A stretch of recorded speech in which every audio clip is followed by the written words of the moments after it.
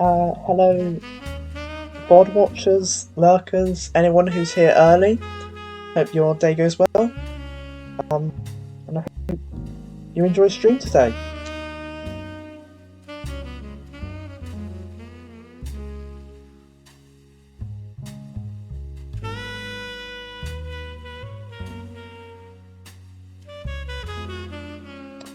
Mic check. Checking my mic real sick, just with sound volumes.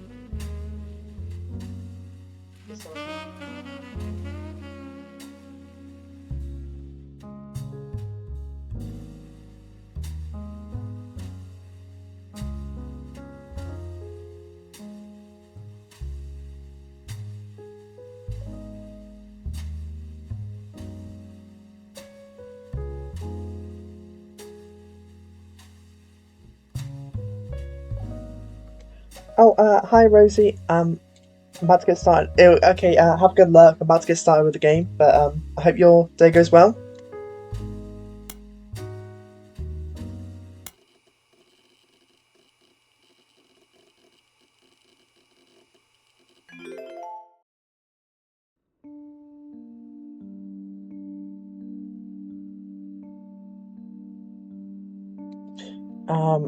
Oh yeah, I haven't locked in anything yet, so something is wrong.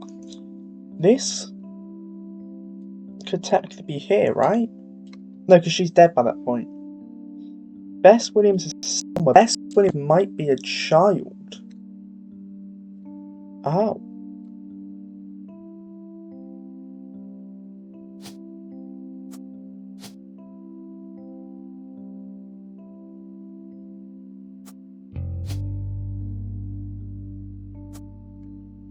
I don't know. Somewhere Bess Williams is.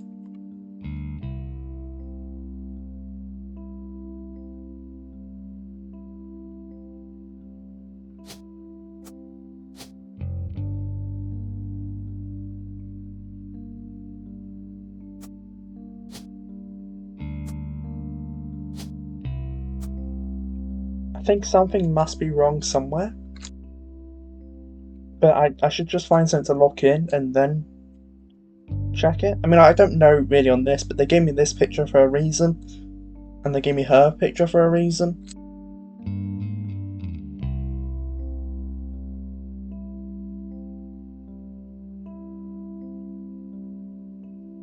Unless that isn't her picture. But it must be.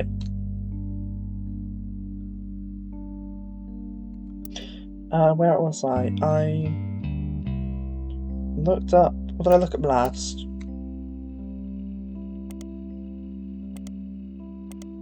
Oh yeah, I looked up this. Marsha Barban.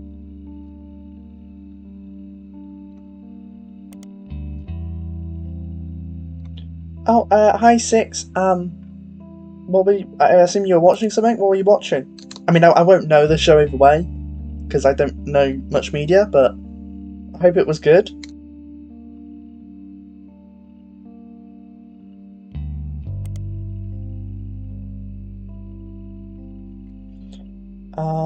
I need to look up Guy Hudson, probably. I have no idea what that is. I've never even heard of it.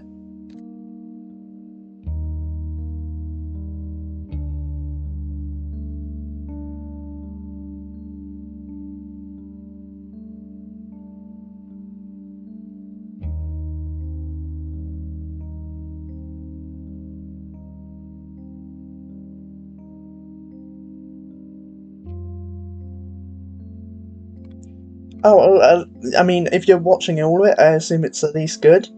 So, I'd rather you watch that if it's more enjoyable. Like, don't feel like you have to be here.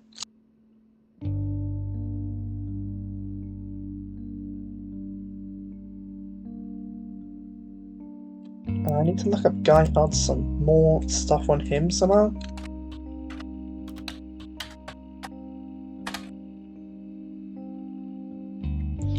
Oh, I already looked this up. I don't...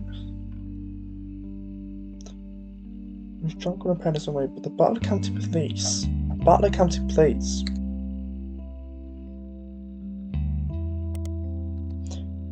That just leaves me there. Okay.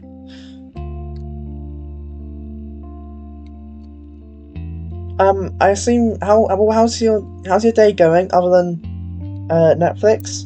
Hopefully good.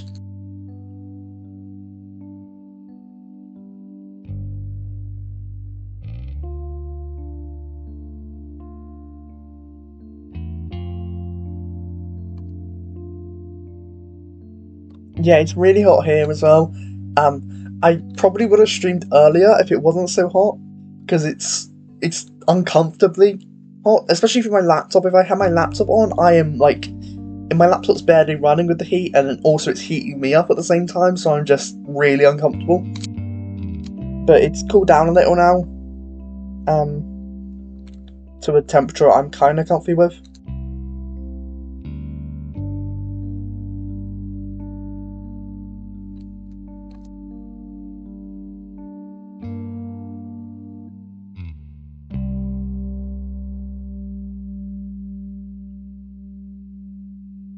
I mean, isn't Nath always grumbly about the temperature? Like it, at one point it's too cold, and then like the day after it's like way too hot for him.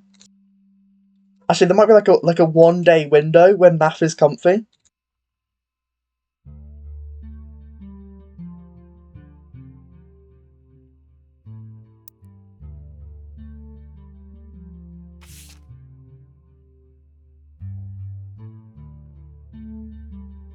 Oh, I should look up. I haven't looked up. Where's the just evidence? Um, some of this stuff should just. Oh, I should look at I should look at Roottrees Mania. Oh, I didn't change the stream title, did I? I'll just leave it. Um, I'll name the VOD something different anyway.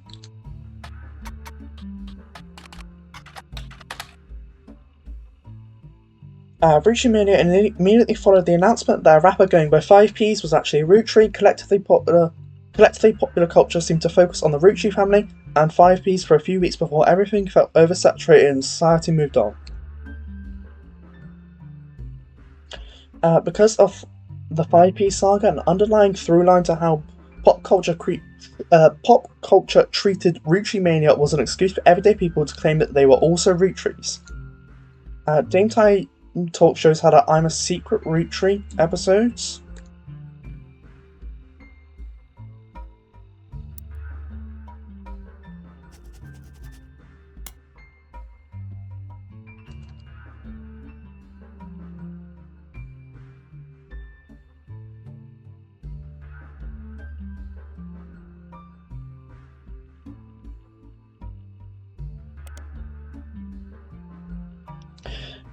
Late night hosts and guests make jokes about other lost members of the family, and there was a widely shared website where you could fill in your own name to find out if you were a secret Roottrie. When you submitted your name and simply said no, with an image of Clark Rafferty the Road giving you the finger.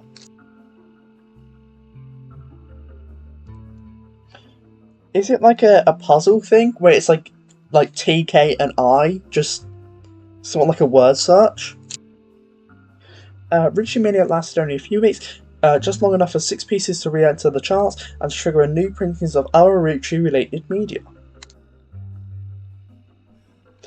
This included Lauren's Diaries, VHS releases of Gwyn's old movies, as well as countless other unauthorized biographies which mostly seem to attempt to capitalize on the Roottrie sisters, Carl or Brenda. Okay, so I probably will get more info on those. These re-releases were too late to successfully capitalize on or extend the craze. As a result, most of them were failures, and countless novelty shirts had variations of I'm a Secret Roottrie, became immediately unfashionable, though some people still wear them ironically.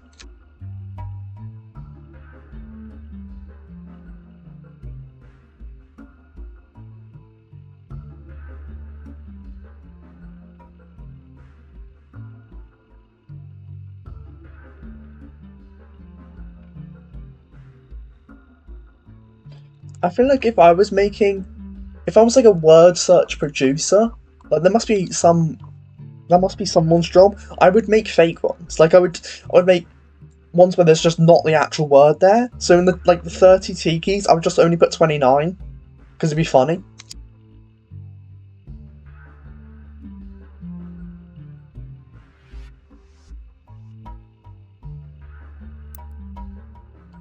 I'm gonna look up Carl Roottrees, see if I have more.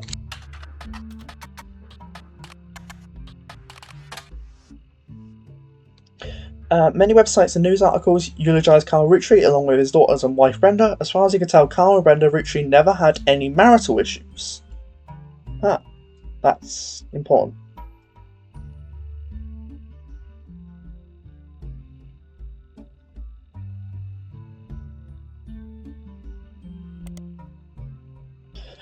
You do come across an article about a Kristen Valdez.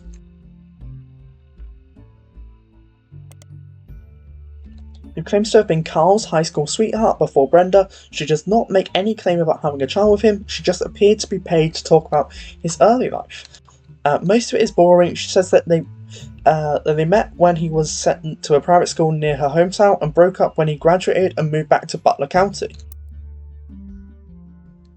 6. I don't know how much you were watching me play this game before, but I'm now moved into like the second mode of the game, which is like a couple years after it's 1 year after the first mode, and I'm like working out infidelities and things.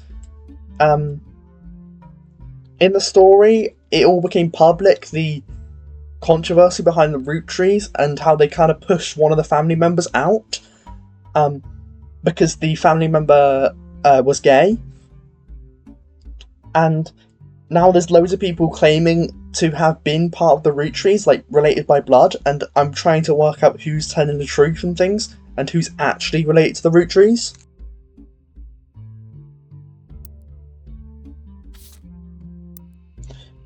Kristen Valdez, I assume I won't get much more on it.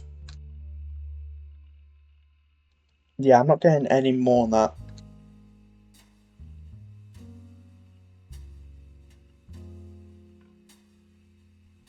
Yeah, I figured you weren't really paying attention to the game because I'm kind of the same when I'm watching things. I'm never really watching for the game. Would it be in Butler County Times?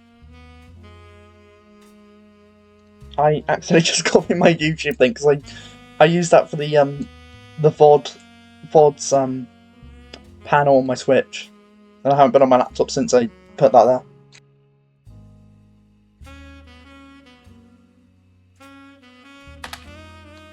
Okay, there's nothing there. I guess I can't read unless it's news time. No, it wouldn't be in anything else, I don't think. I'm gonna look at Brenda Roottrees.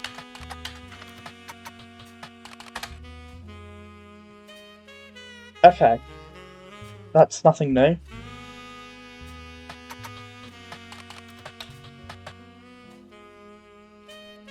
The website used to initially place Raina, Rose and Riley is still up, though instead of the cheery pink background with purple text, it's now a more traditional black text on a white background.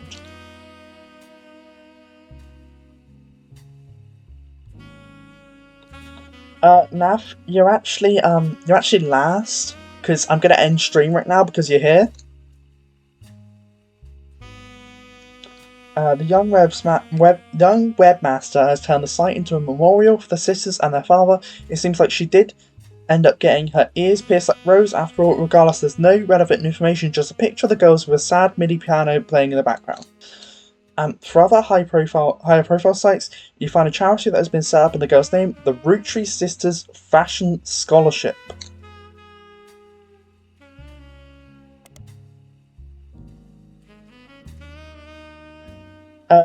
You have to be not a toilet cat to redeem first.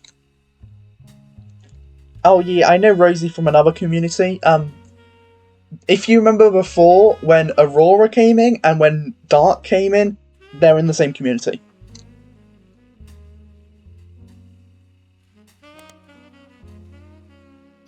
The Root website has a small memorial section to the deceased members of the family, but it contains no new information. The most recent catalogue, Spring 1999, had an entirely black cover with no text on it. On the leadership page, you learn that Root is currently managed by a designer who was apparently Brenda White's second in command. You don't recognise her name, and she seems unrelated to your search. There's also a scholarship page on it. On it, you find information about the Roottrees Sisters Fashion Scholarship is awarded to 3 underprivileged high school girls each year who wish to pursue a career in fashion. Apparently, it also gives them an opportunity to show off their designs on professional models on a real runway. According to the site, the farm was created directly from shares that would have contributed to the inheritance of the Roottrees sisters if they were still alive. Like other aspects of the Clancy's trust, it's managed by Ruby Legal Enterprises. There's nothing new here unless Root has something more. No, it's just that. It's harder to get information in this one so far, but it did flow in the last one. Like it snowballed once I got some, like certain things.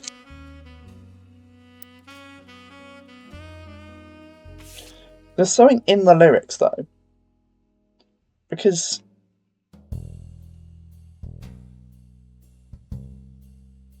if I look at Madsen chick, it should just be Sam Madsen, right? If I look at Madsen actually, Sam.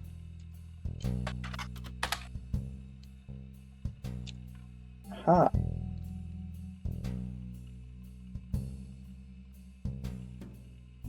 Oh, I don't have the actual book.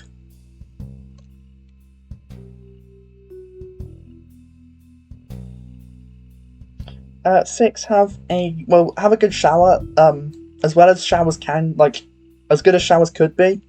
I know you probably don't really enjoy showers much, I don't like them either.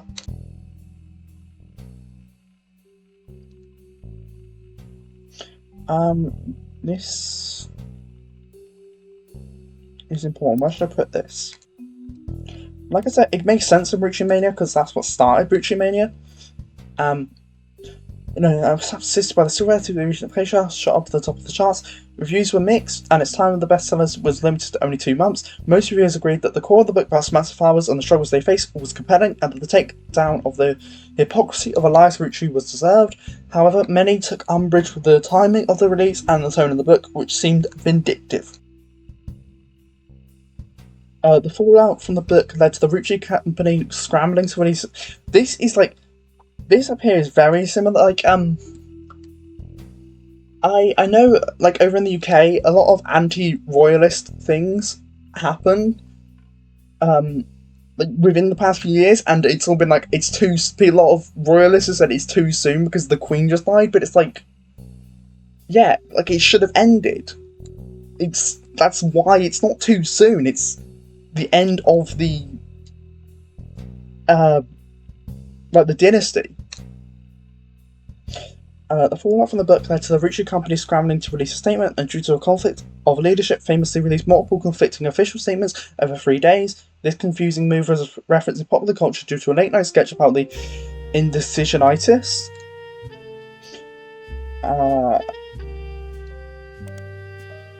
But more traditional analysts have been calling it the Roottrees Rift.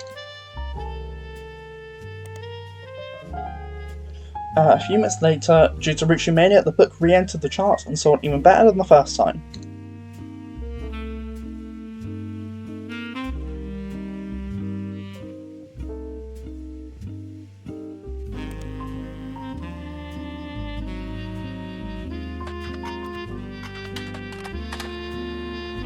Okay, yeah.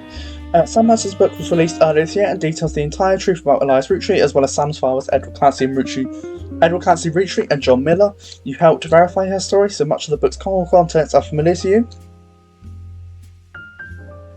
Well, I solved the main game, but now I've just started like the second part of the game, and it's all about like infidelities and stuff, and like cheating.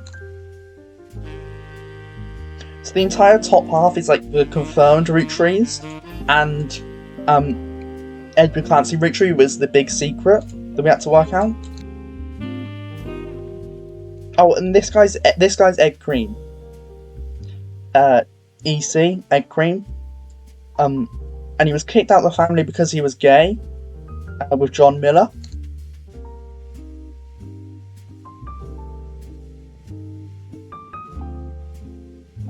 Naff what? Why no?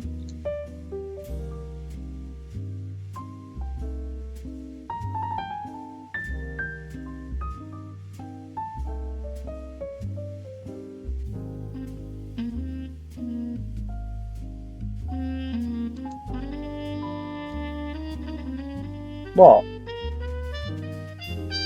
Naff? Why did you say splish no?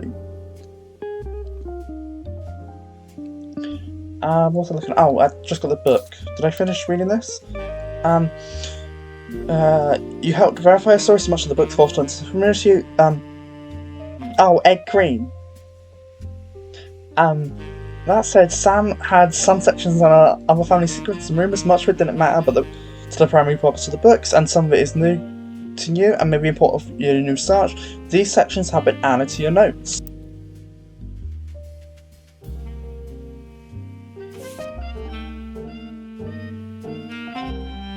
Okay, I can't grab his face again.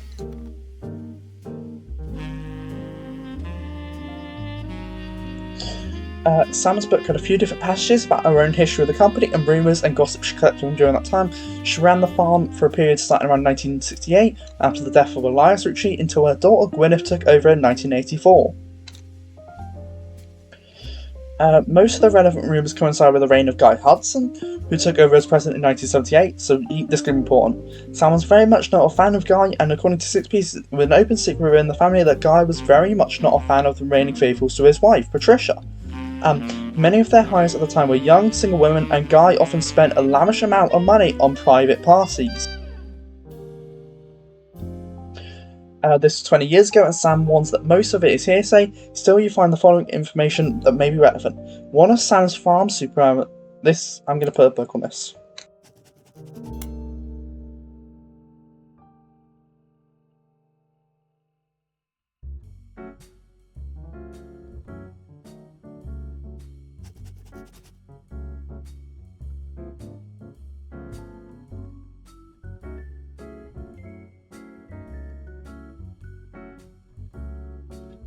The first time they actually said 6 pieces was at the end of the end of the main game, and they said 6th piece, and I did make a 6th chick reference. One of Sam's farm supervisors was named Elizabeth.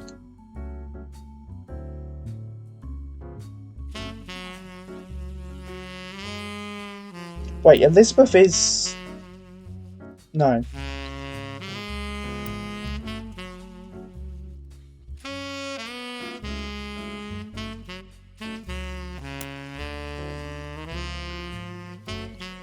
No, you weren't here.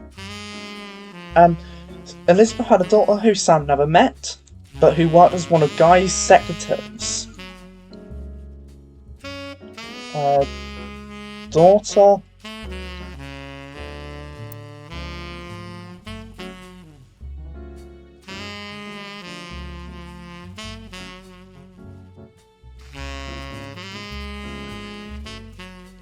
according to Elizabeth, a caterer from a local restaurant called Antonelli's. Wait, Antonelli was one of the names in the family Doku thing? Yeah, Misty Antonelli, Shanda Antonelli, Peter Antonelli. Are these names from the actual thing that I just didn't pick up? Well, that's the first one, right?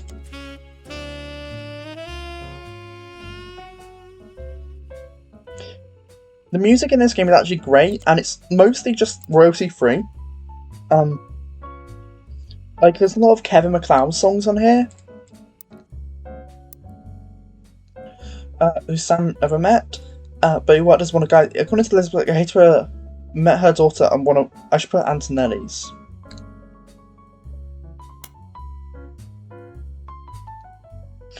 Met her daughter at one of Guy's parties, and they eloped quickly. What?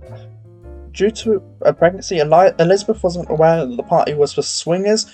Rumour has it that her daughter showed up with Guy and didn't seem comfortable switching partners. Okay.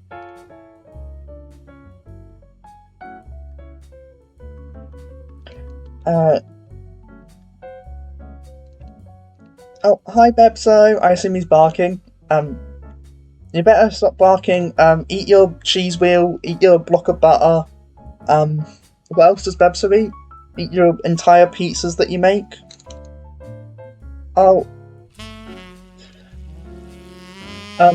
Bebso isn't going to come inside because he's actually working right now because he has a full-time job, I'm pretty sure. Bebso goes out to work, he works 9 to 5. Hi, Pug.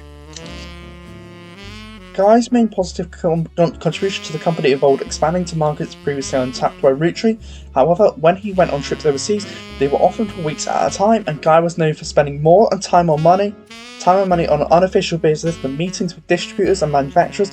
It was said that he bribed at least one politician to open a factory in Brazil.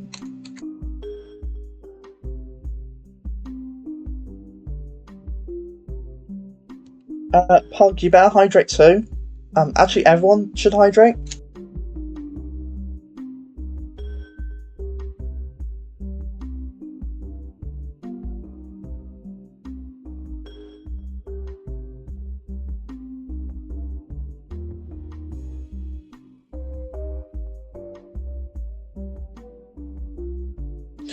There was also a section where Sam speculates that Elias may have also cheated on Gwyneth, which I think is true. Gwyneth was always much kinder to Sam than Elias was, and was the first to invite Sam to family events. While she had no hard evidence, Sam always got the impression that Gwyneth was able to coerce Elias into allowing Sam back into the family using some kind of leverage, instead of it being a natural course of events. She mentioned that Elias and Gwyneth are known to allow to argue sometimes about another woman. Sam also says her son Ernie once asked her who's Beth.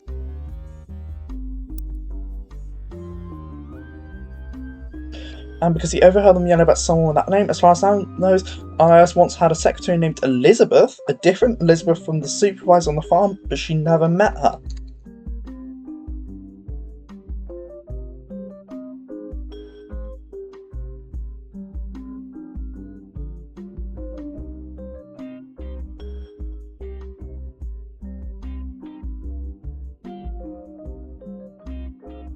I bet Naf's neighbours live in the shower because he lives in the toilet, so therefore they are like shower cats or maybe sink cats.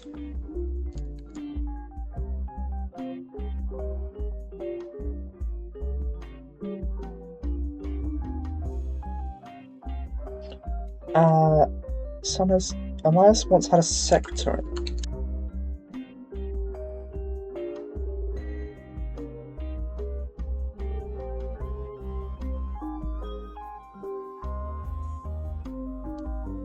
Is there a word for someone you cheat on someone with? Like, what was that? Is there a word for that?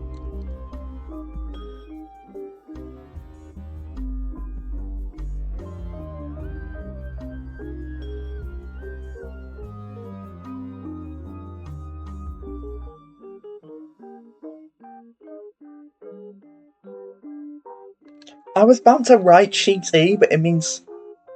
Okay, your mistress makes sense, yeah.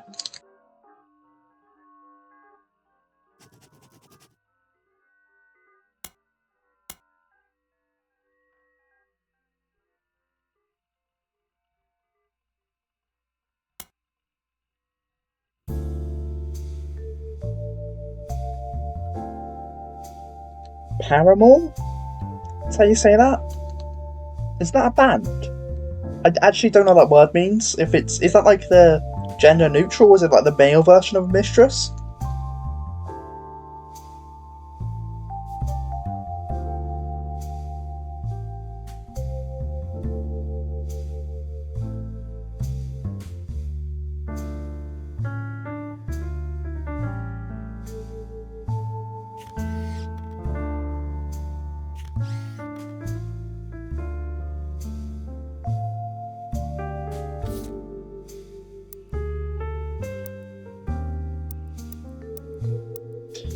I'm going to look up the Antonellis.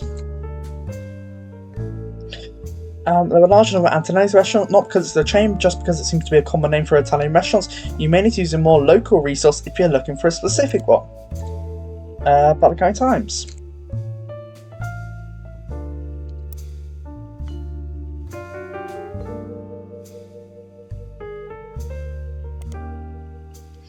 Antonelli's is an Italian restaurant.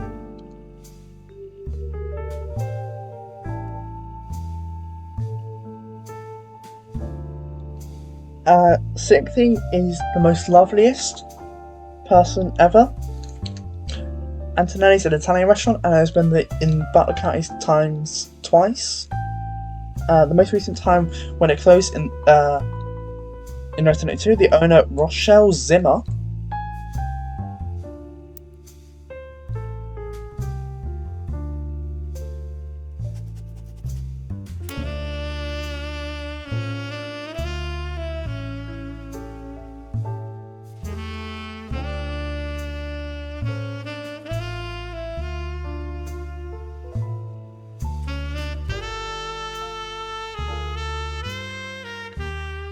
Rochelle Zimmer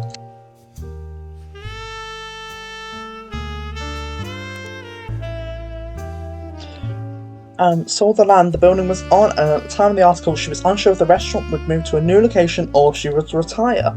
Many years before that, there's a puff piece from Valentine's Day 1978 that asks recently married residents of Butler County how they met. Christine Garland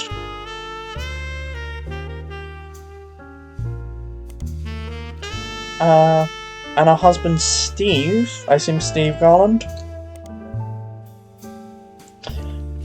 who was a chef at Antonelli's met years ago when she delivered produce from her mother's farm.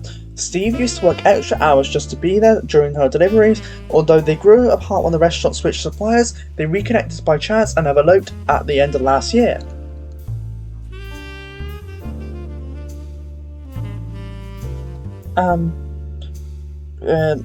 Now she has a bun in the oven and they're both working as much as they can. She's a secretary but went back to delivering produce on the weekend, trying to save up money to move to Boston and open their own restaurant. Let's look up Rochelle Zimmer. Or not.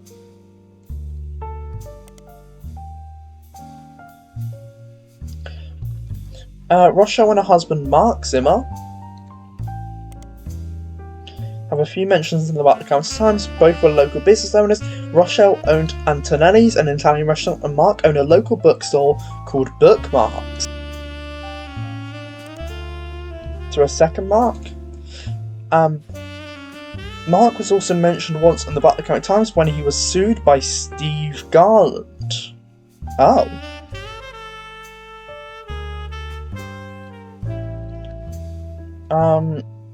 Okay.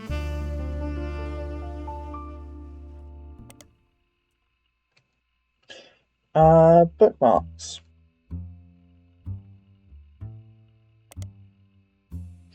Bookmarks appeared in the Butler County Times many times. Of all of them were in the form of advertising and listings of events that took place in the store, such as book signings. None of it seems relevant to your current search, though Lauren Roottrees did do a book signing in 1970. Well, surely Lauren Roottrees is going to be on... Nope.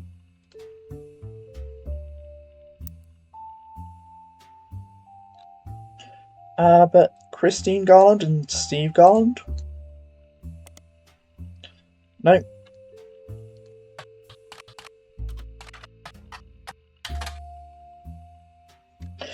Steve Garland's mentioned a couple of articles. The first was an article about how he met his wife Christine when he worked at Antonelli's. The second is from months later. In September 1978, a listing for his weekend cooking classes, Gourmet for the Groovy.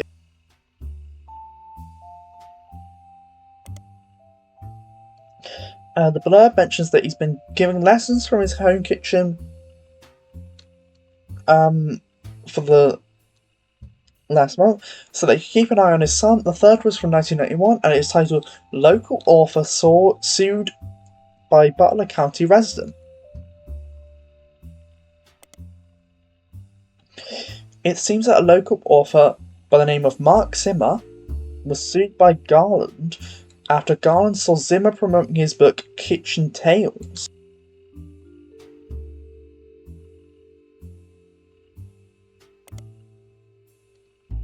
His recipe book was partially plagiarized from the recipes that Steve Garland would give his students during his cooking lessons before he moved. The article mentions that although recipes are hard to copyright, Garland accompanied each recipe with a short fiction about how he learned it, These usually doubled as a way to remember certain ingredients. Garland's bean salad, for example, involved making a trade with a gnome for some magic beans. That's something Naponki would do, right? Naponki would trade a gnome for some magic beans. Apparently these stories were found word for word in Zimmer's cookbook, in addition to the additional stories that followed the same format. So, Garland?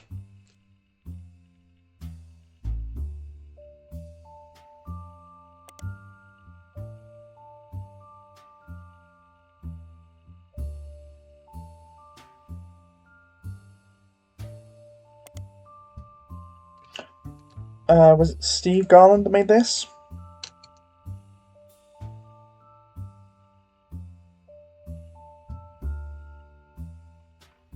No, it's Zimmer. Mark Zimmer.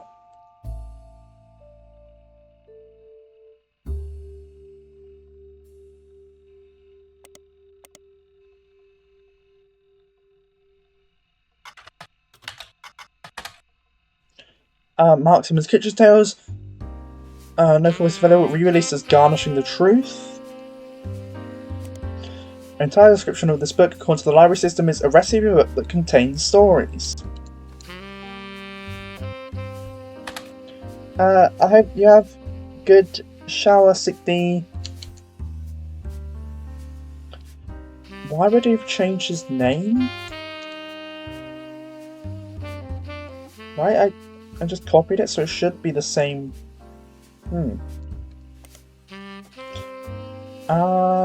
History. The Zimmers. Rochelle and her husband, Mark Zimmer.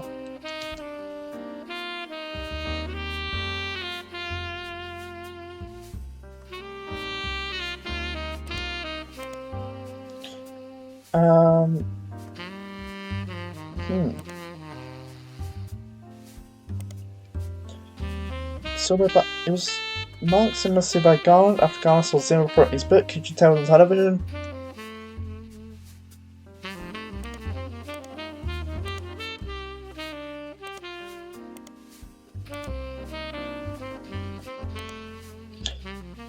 Mark Zimmer's Kitchen Tales. It should just be re-release of Garnishing. He must. Why would he change his name?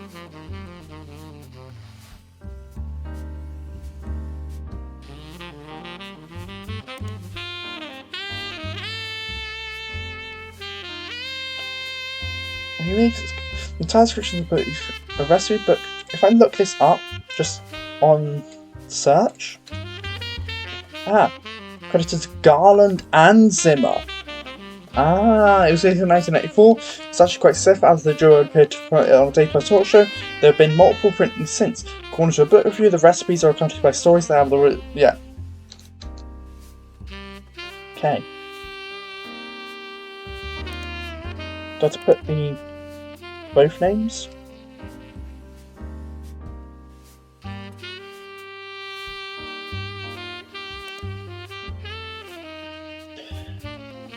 This isn't even I'm already giving much. The introduction to this book is a series of non mentions of Steve. The first is Christine, thank you for everything. Steve Garland, right? Game freezer. Steve Garland. Your support means the world to me. You're the apple of my pie. The second is to James and Robert.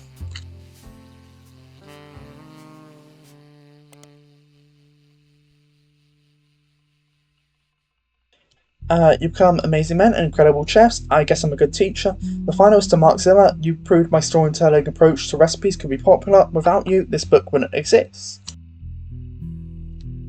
There was also a foreword by Mark Zimmer. I first met Steve in 1978 when he taught a cooking class. The next time I saw him was over a decade later when he was suing me for stealing his recipes. Yes, really. So you might wonder what I'm doing in this introduction. Well, it turns out that Steve and I had more in common than we thought. Instead of settling in court, we settled in McCarran's brew house. There's so much here. It keeps going on, but this hasn't, like... How does this link to the Roottrees, really? Alright, Game Dark, they said they'd give us the first drink of the night free for an entire year for mentioning them. By the end of the game, he and I agree with both. We'd rather make a ton of money together than spend a ton of money on lawyers. It's pretty rare to meet your best friend so late in life, but I decided to retire. But when I decided to retire, I moved to Boston just so we could hang out. So if you're browsing this book in a bookstore, please buy a book. We need more money than when the beer runs out. For when the beer runs out, the bookstore could probably use the sale. James and Robert. Yeah, that won't help me. But McCarran's Brewhouse. McCarran's Brewhouse is a pub in Boston. They have a website. Apparently the bar has been around for a long time. On the site there's a list of famous people who have had a drink there, including former President of the United States, not the Roottrees Company, but Kennedy. There's a few listings of television shows and books that have mentioned the McCarrans, as well as how they came up. One of them is Garnishing the Truth, which the site has said Stevie G wrote a book about. Yeah, Steve Garland.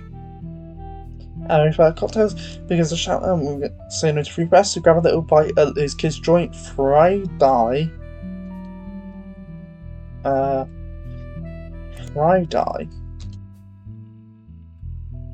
Also, I'm going to put Stevie G just in case he appears that somewhere. I will actually search that first. Yeah, no, I doubt it's going to be anything, but it's good to keep in mind. Friday is a fairly popular restaurant in Boston. They don't have a website, but many locals seem to mention them in various places. One more in-depth review explains that it's not a full restaurant, just a front door and very small interior with a window. Unusually, the restaurant only serves vegetables, but a lot of reviews say that in spite of that, it's delicious. You also find a short story about this on a website called My Boston Homepage. Whoever runs the page seems to just link to random sites related to Boston, tell personal anecdotes related to Boston, and give their relatively short opinions on things in Boston. It's very unorganised. It has this to say about Friday. Wicked overrated. I saw it in Chef's Signature, so I went there and there was a huge line and didn't have a single meat dish. What's even the point? So a new periodical. Chef's Signature is a magazine related to food and trendy restaurants. They cover subjects all over the United States. I've already got like 3 or 4 periodicals from this, just from this vote, and I haven't even like locked in anyone.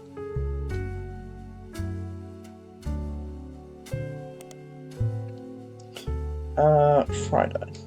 So I'll check James and Robert. Yeah, it's not going to get me anywhere. Garnishing the Truth. No.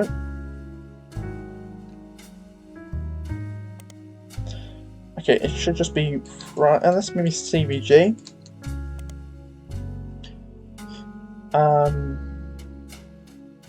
Yeah, that's the only thing that really connects back here.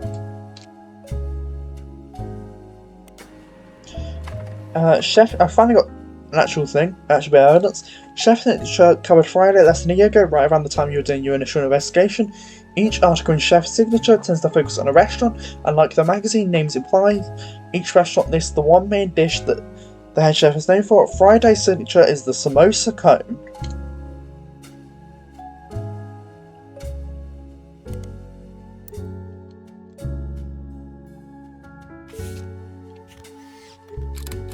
These are actual people, so they're going to connect somehow, I think, unless they are just red herring people.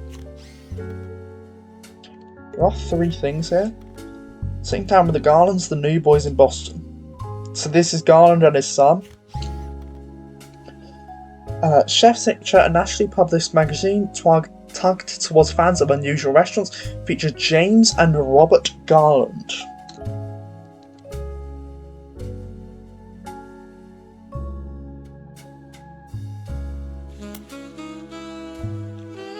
On the cover of their November 1998 issue, according to the article, it's 2 brothers. 2 brothers own a small walk-up window in Boston called Friday, a play on the tie-dye shirts that the servers wear. That exclusively serve vegetarian dishes. Most of the offerings are heavily inspired by the powerful spices in Thai and Indian food. Their signature dish is the samosa cone, which from a distance somewhat resembles a traditional ice cream, complete with waffle pattern. Instead, it contains fried potatoes, pureed peas, caramelos, and a special ginger-based sauce. Robert, who is 3 years younger than James, jokes that although the age difference has left him delegated to wear the sous chef jacket his whole life, he doesn't mind. As a result, James answers most interviewers' questions. James credits his love for food and his colouring skills to their upbringing. Most kids hate vegetables growing up, but they don't have parents like we did. My father was a chef, and my mother grew up on a farm that supplied his restaurant. Yeah. Christine and Steve, that's how they met. I don't have any memories from the farm or anything like that, but since we moved here, but I could... I'm really struggling to read today for some reason. That's how they met. I don't have any memories. Since we moved here before I could even talk, but they told me stories. My dad's a great storyteller. He even wrote a book that partially helped fund Friday. When we moved, they were looking to open their own restaurant together. Unfortunately, they never got around.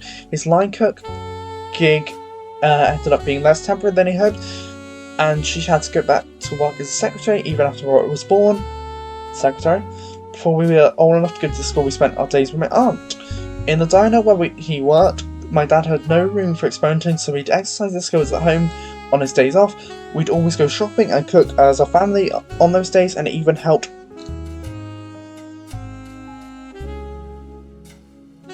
And even though we were hyper kids running around and causing a ruckus, those are some of our family's favourite memories since we were all together. Mom always had the eye for the best vegetables for him to work with, and she did her best to pass that on to us. According to the article, their parents, who are now retired, visit Friday often. They even have a signature dessert, the Sistine Apple. Like the Sistine Chapel? Apple pie has always been my mom's favourite, and my dad always had this stupid line he used to make her laugh involving apple pie. The high of my apple pie, yeah. Most people realise it's Sistine Chapel pie and assume that's all there is to it, but it's actually a secret named after them, sort of.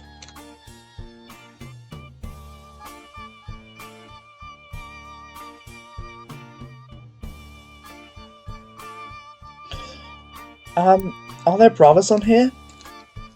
Could be these two. But they didn't split.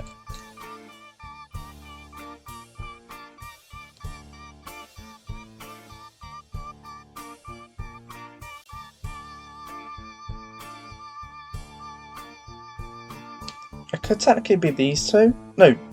Yeah, these are married and then they have this.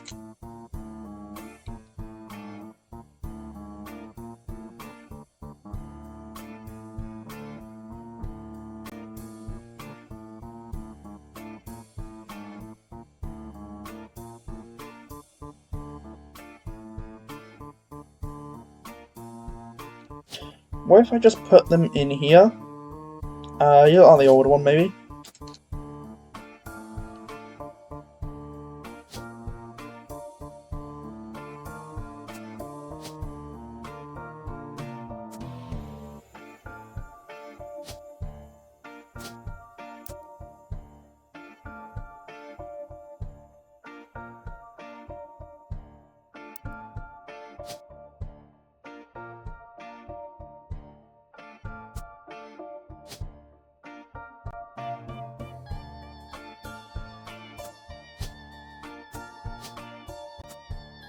Okay, I guess it's not them.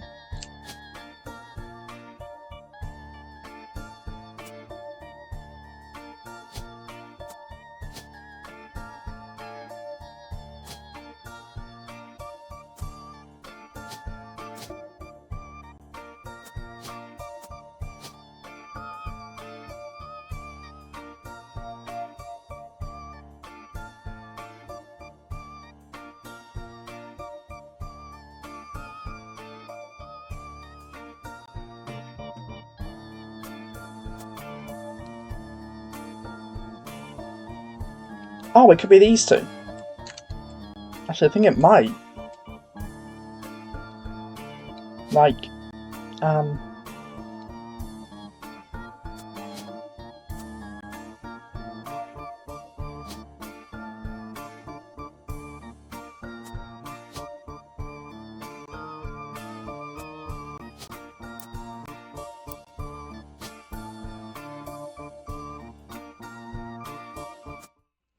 It is! Oh! I don't even really know how they connected back to Guy, but it was a secretary on a farm their mother was, so that makes sense. This was Bess Williams. Has Clark reached out to you? Well, let me give you a short history lesson about the last few months of my life.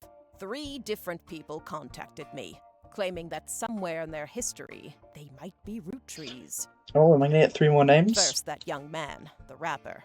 I ignored that one. He seemed dubious. But then I saw the news.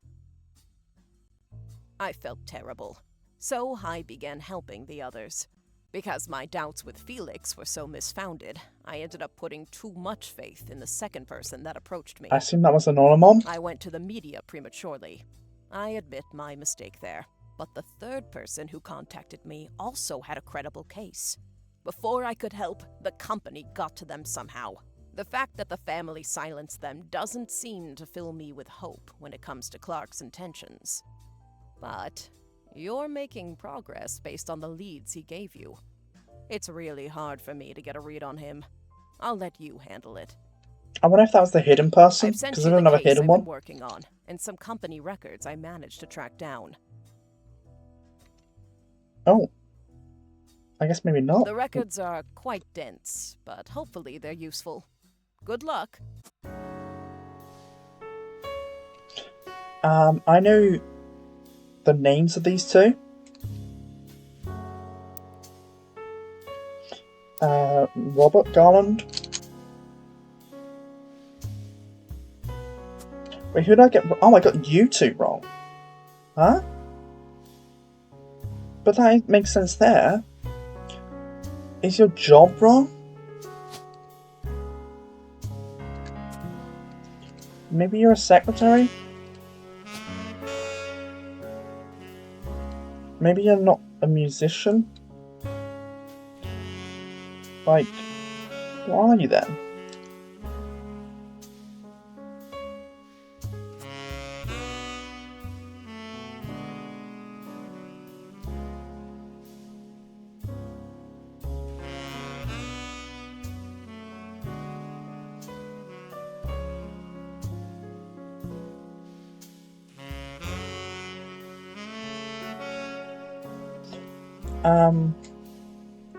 I don't get what would you be?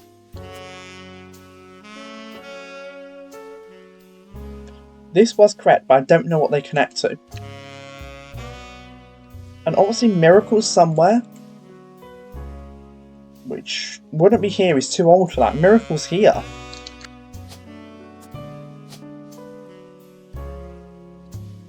Roottrees Miracle.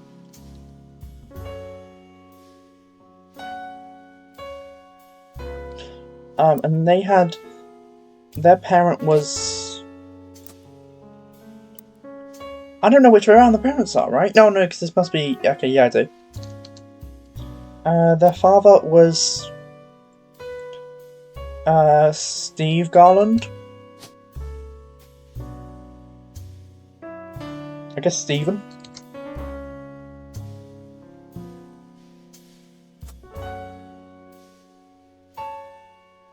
Is my stream disconnected? No, I think I'm still on. I've disconnected from chat, so I can't see chat right now.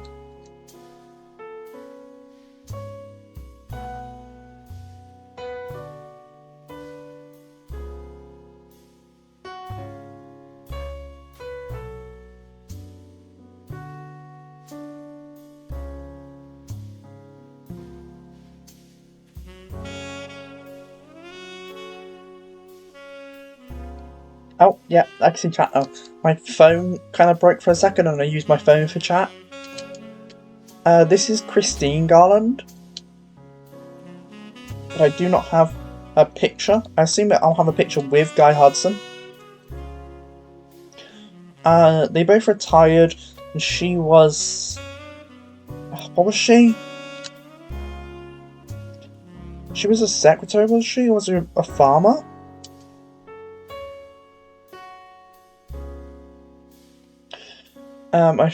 My mother grew up in a restaurant, but then she changes She was a secretary even after Robert was born. Secretary. So she connects. She must have been Guy Hudson's secretary. I don't know how this was wrong, because it's obviously right here. So this is the right area, and he's the only star one, so he must be.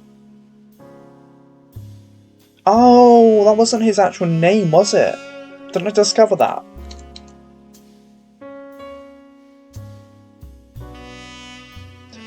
Oh! I don't know what her maiden name is. And it goes by a maiden name. Yeah.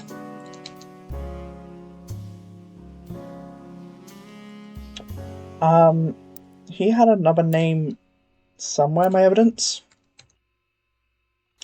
Was that it? It's not 5-piece actual name, his birth name was David Fellows.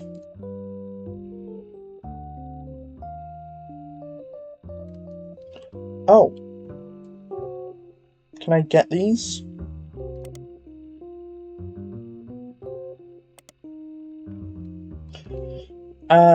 So David Fellows. Okay.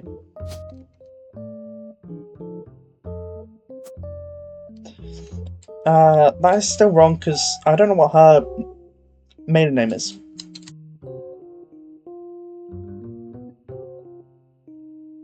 That should be 3 as long as... This must be Miracle. Because I have a picture of it. And the timeline does make sense.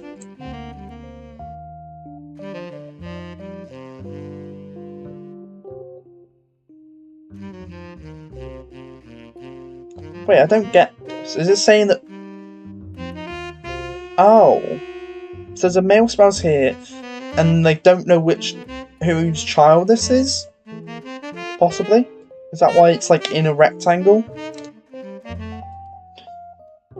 Because like, it doesn't particularly connect to either one.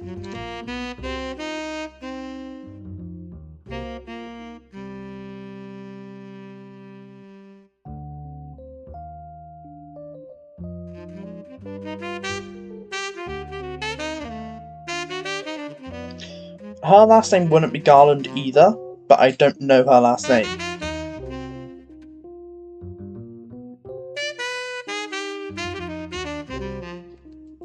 Unless... who's Dixie?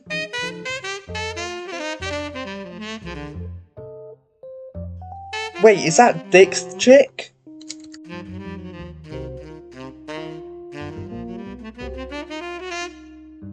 Wait, does Dixie know Andrew?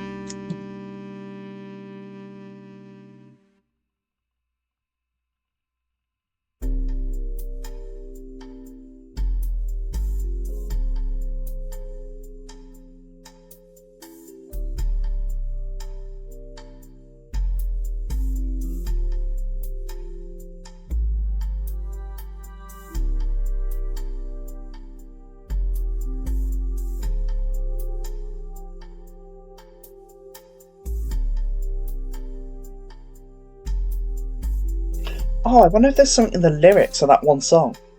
Because it mentions Miracle. From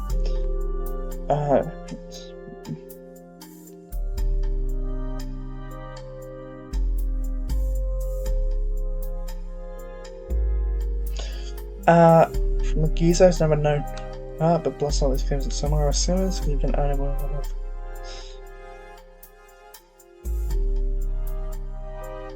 Well, I guess it's also him.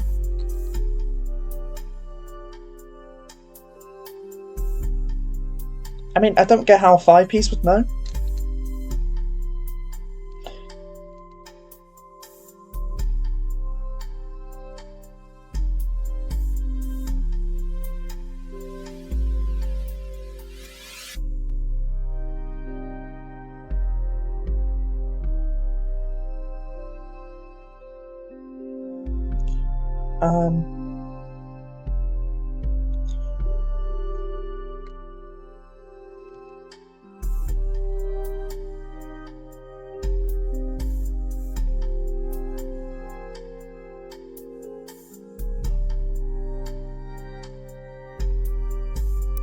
Wait, which head?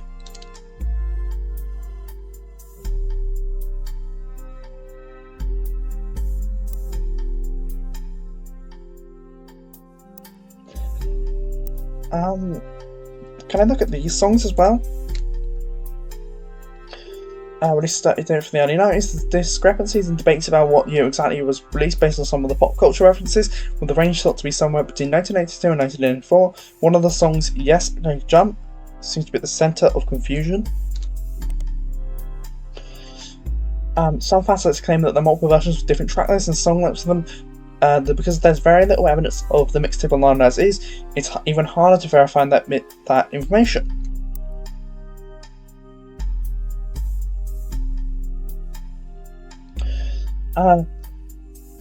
Yes, I Can Jump is a song that was on 5 Pieces mixtape with Dirty Devil. It seems to be the only song that didn't make it onto his studio album that people thought should have.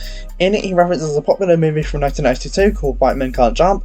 This reference has caused some confusion amongst the fanbase because of it. It is agreed upon that the mixtape had to come out in 1992 at the earliest, but others point out that Fellows references seeing the movie on his 70th birthday. This would have been in 1994.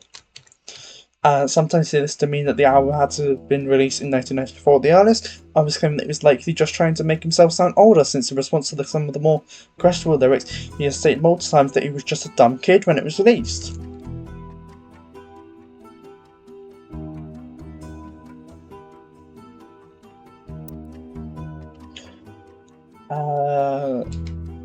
Dirt Poor. Dirt Poor was a mixtape released by Dirty Davy, released in 1986. There's a lot of online discourse from people who like to point out that one of the songs Felix Fellows does include someone that would have been revealed to his own distant cousin Raina and a list of retracted women. The lyrics to one of the songs he mentions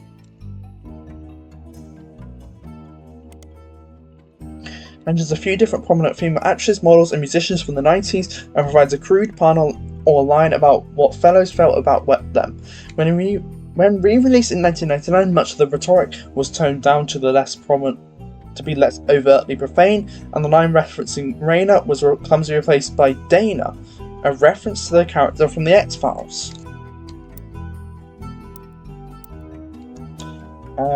This won't get me anywhere. Yeah.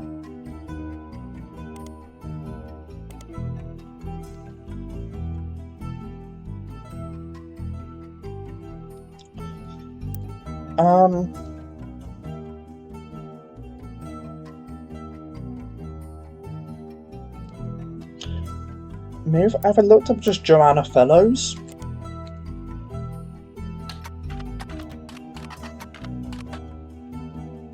Did I spell that right? Fellow yes, Joanna. Joanna Fellow yes, yeah.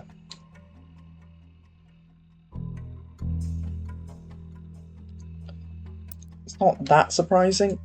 I just don't know what her maiden name could be.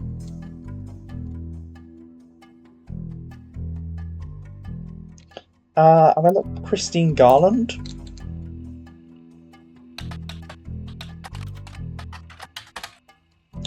Yeah, okay.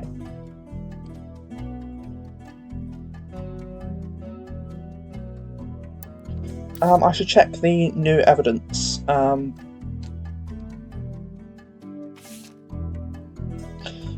This photo was given to you by Sam Madsen. A woman named Regina Clementine came to her and claimed that her husband has confessed he thinks he's a Roottrie. The details of this case can be found in evidence. Stuart is the older boy wearing a vest. The woman in the photo is Mary Beth Clementine, a singer who may have had an affair with Miracle Roottrie.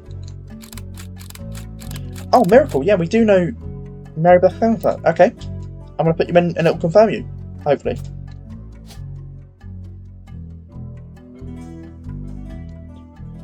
Mary Beth. Singer. I guess musician. She might have changed job. But I can put... what was your name? Did I learn your name?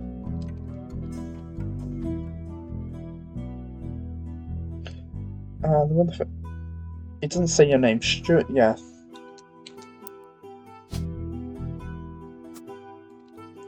But you had Stuart The older boy in the vest?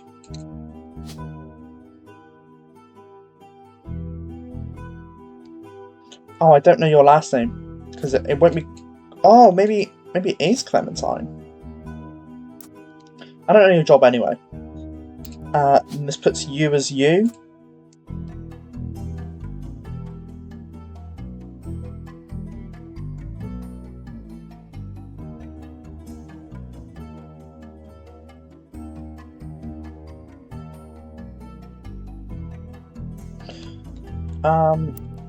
Let's check. I should have made notes actually.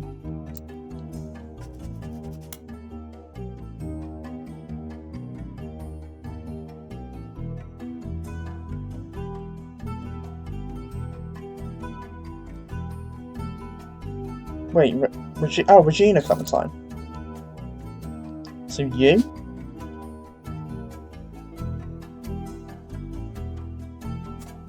I'm assuming you're related to the older one, which means you must still be Clementine. You have a guitar, so I'm gonna just say musician for now, even though you clearly have a new job at this point. But yeah.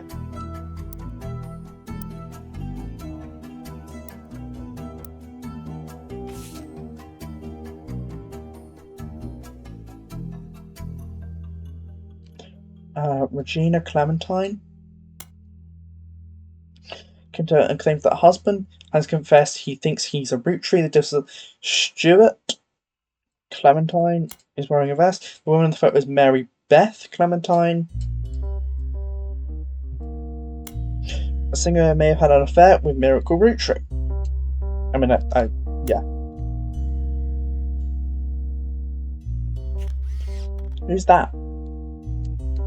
That's not Miracle. Doesn't look like that. That must be the ex. Well, the ex now? Yeah.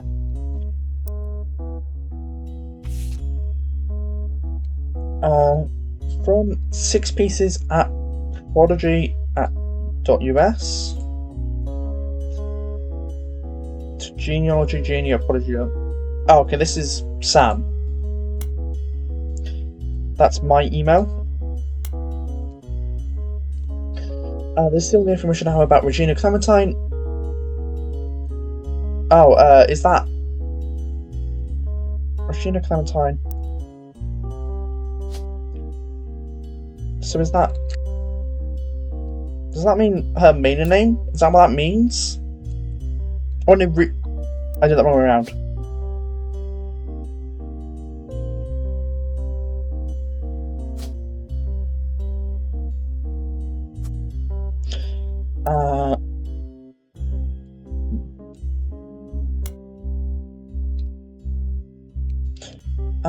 From New Orleans, Louisiana, and her husband Stuart Clementine. I did put that right, yeah, Stuart Clementine. She wrote me about a month ago. Apparently the Roottrees lawyers went after her since then. By the time I received the letter and called her, she told me she couldn't cooperate anymore. Her husband, who is a police officer...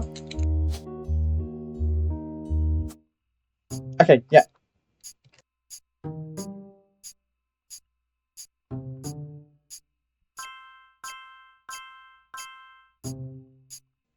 Okay, yeah.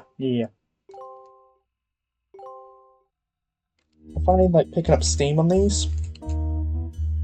Still don't know your maiden name. I might have missed it.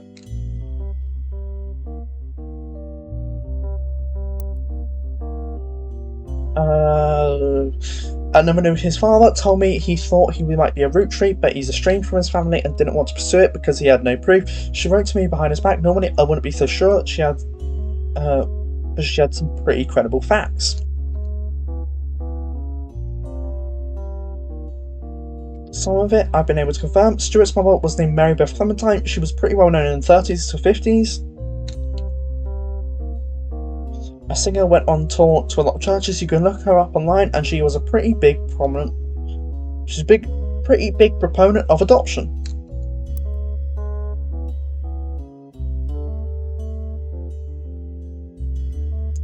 I know for a fact she came to Butler County a few times. I remember her from when I was younger, and Regina said that Stuart told her that they always seem to spend a lot of time at the Miracle Church.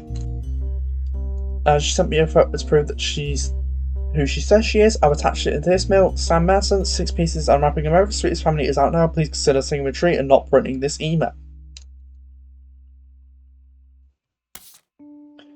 Company records. Oh my god. I'll look at that later. I want to do this first. Mary Beth... Was it Mary Beth Clementine?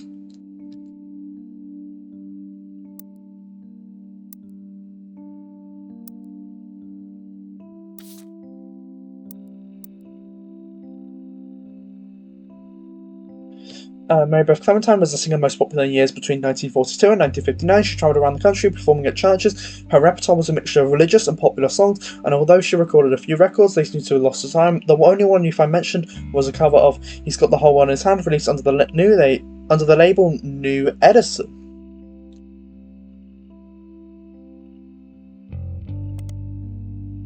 New Edison? New Edison? Was her husband Edison? No, because the Clementine name passed on. I guess, well, they split up.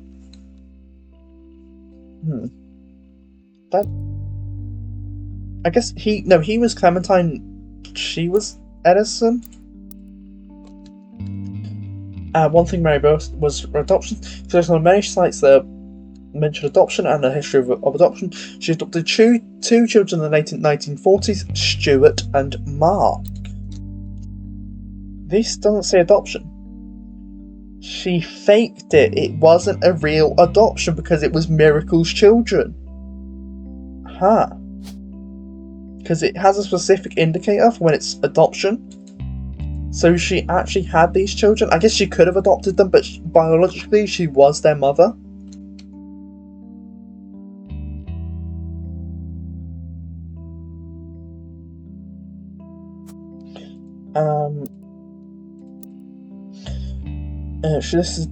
She's also spoken as an advocate for benefits of adoption in front of the United States Congress in 1949, who convened to debate and discuss the first adoption of an African American child to a white family in the United States. She was specifically there to detail her experience going through the system to adopt Stuart. Her other son was adopted later, and according to a single line on one adoption site, under unusual circumstances. So she was the actual mother, and then had to adopt him for some reason. In 1959, it said that Mary Beth had been twice divorced, both times to her manager Sterling. Sterling. Is that a first name or a last name? This ended her career with the religious audience she had been catering to, and while she performed occasionally since then, she mostly faded off obscurity. Mary Beth passed away in 1994 at the age of 76 of a stroke. Is that important? It usually doesn't list death. Sterling is there. Yeah, so Sterling. What? I don't know last name.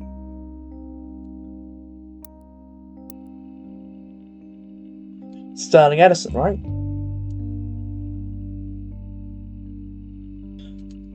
New Edison was a small record label based in Los Angeles that existed for a few years in the 40s. It raced and released cover records of songs that were gaining popularity. According to a website about the history of recording sound, it was named after its founder, Sterling Edison.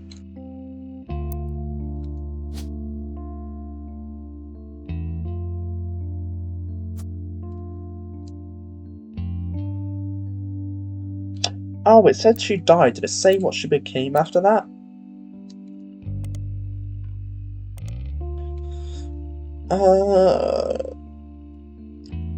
The religious song she became during while she performed occasionally. Since then, she mostly okay. So she was still a singer.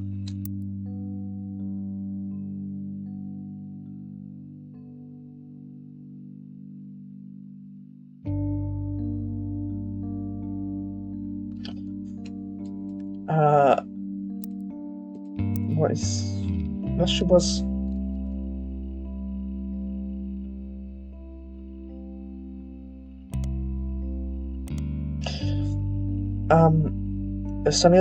Its biggest claim to fame is being sued by the estate of Thomas Edison in Edison Records versus Edson.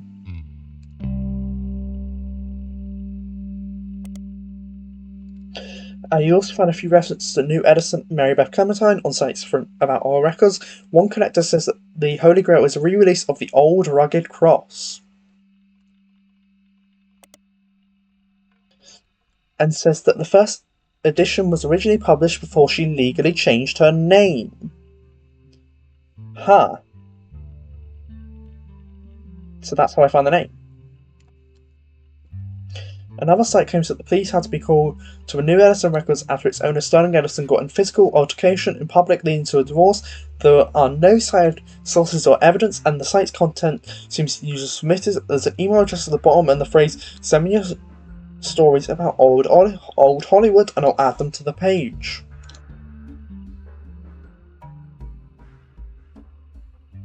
So that's why her name's not in it.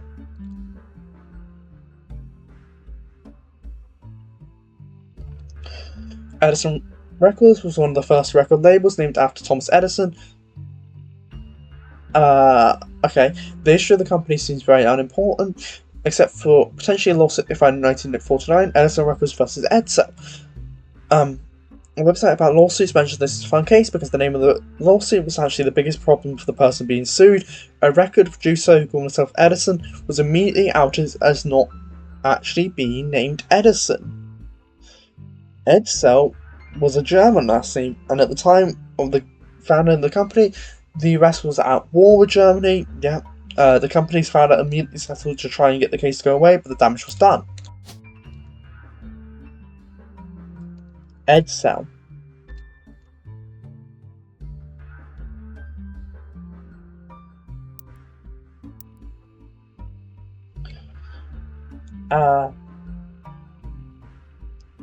Yeah.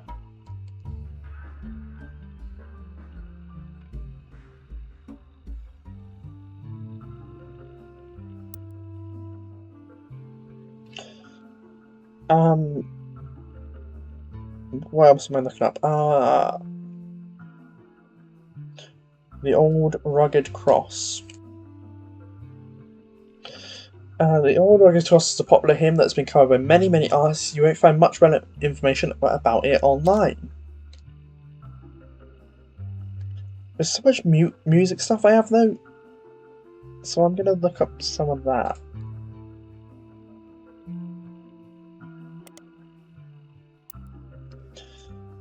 New Edison.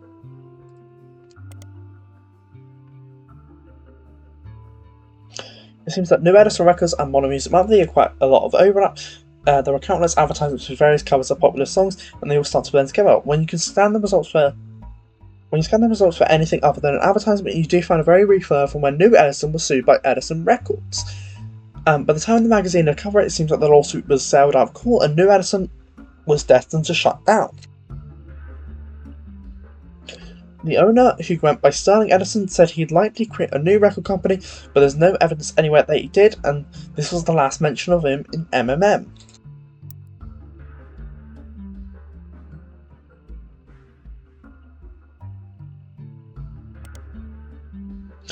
Mary Beth Clementine was reviewed and advertised many times in Modern Music Monthly, but the most popular recording was the release of her cover of He's Got the World in His Hands. It was released under the label New Edison. Modern Music Monthly had a very positive review of her cover, and the writer complimented her voice and the tone of her guitar. The review had nothing to say about Mary Beth herself, so it's not of much use to your investigation. There were also some other Mary Beth Clementine releases that appeared over the years. One of them was The Old Rugged Cross, which is the only song that was advertised but not reviewed.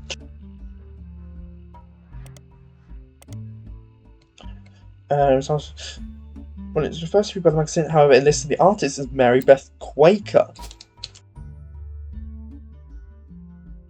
All of that just to get Quaker. Like, ugh.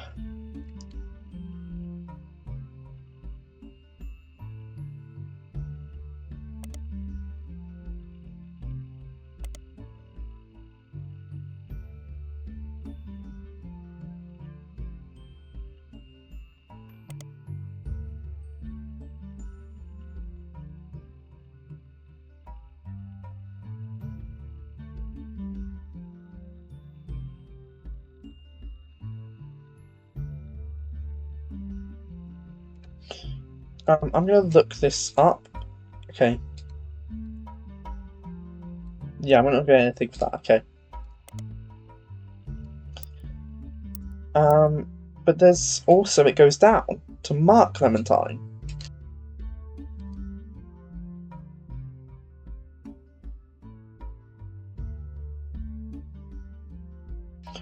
So I need to connect that back up somehow. Wait, how did you get Clementine?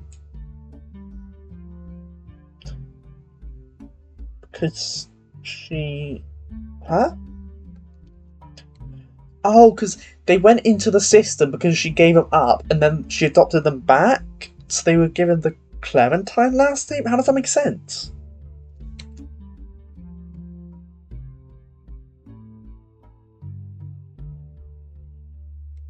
I'm... Hmm.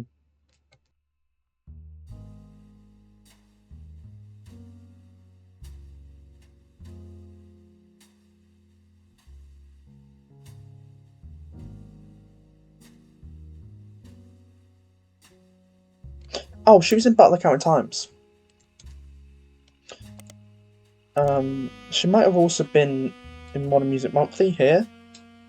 Just copy it.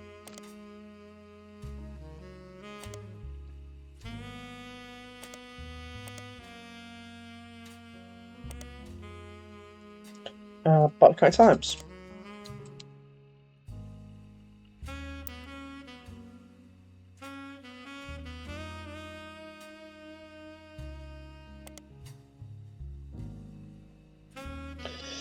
Mary Beth Clementine came to Butler County a few times and played religious hymns at the Miracle Congregation's church.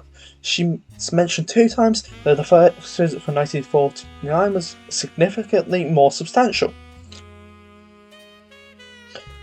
Miracle Congregation welcomes Mary Beth Clementine with open arms. The article mentions that the church's leader was moved when he heard Mary Beth's recording of one of his favourite hymns. His eye is on the sparrow.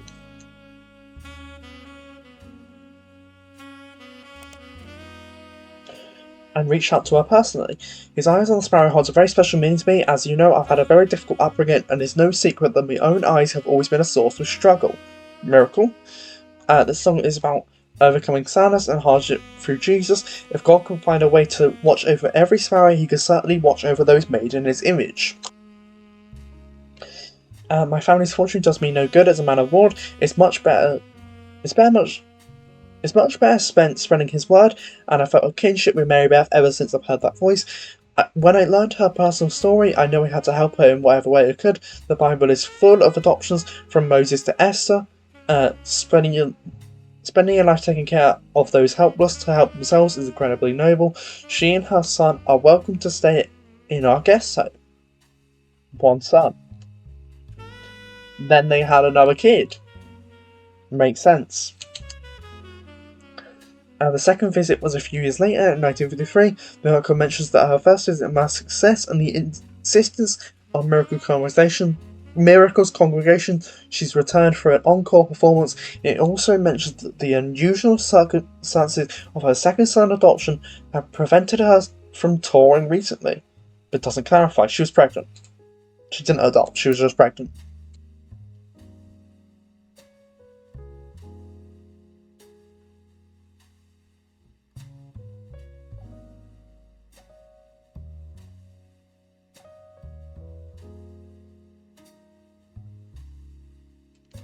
But obviously Mark connects more. Mark even has a second picture.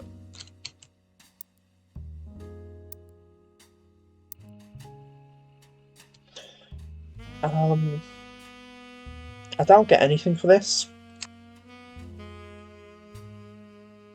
Oh, I do.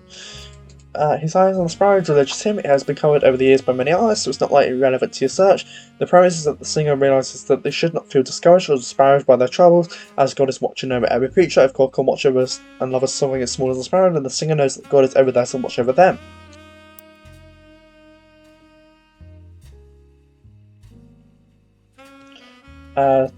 I really like Sterling. So I just need to look up. What was it? What was your name? Mark Clementine.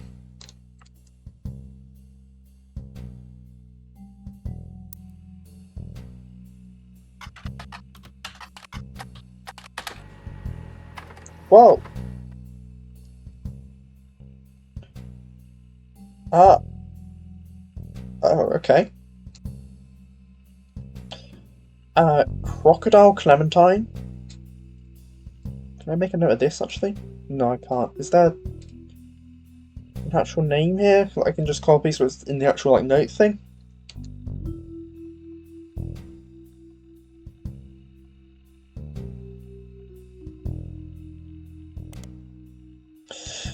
Crocodile Clementine is listed on a website titled The Infamy List. It's a massive list of criminals who are known for odd crimes. Although Mark's nickname would imply he hails from Florida, a lot of others on the list come from there, or Australia. Mark's listed to be from Los Angeles. He has a pretty big entry. He seems like a real piece of work. There's a very small note about him being the basket baby of 1950. But most everything else comes from his adulthood. He lost his job in 1975 as a pilot for a regional airline after he tried to board the wrong airline's plane. He was drunk. He was charged with trespassing and assault.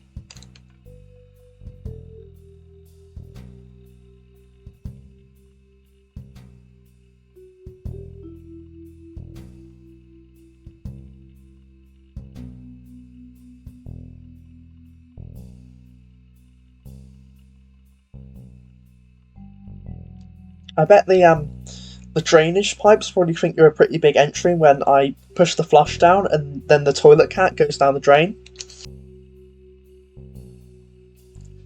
In 1982, he was arrested for transporting smuggled animals over the Canadian and Mexican borders for an illegal reptile supplier in Los Angeles.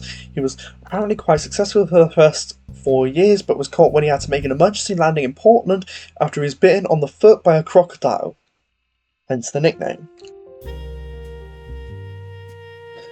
Apparently the Portland Telegraph. Oh, we had another thing about Portland. That's actually quite good. It's credited as giving him his nickname. His mugshot from the incident has been added to your photos.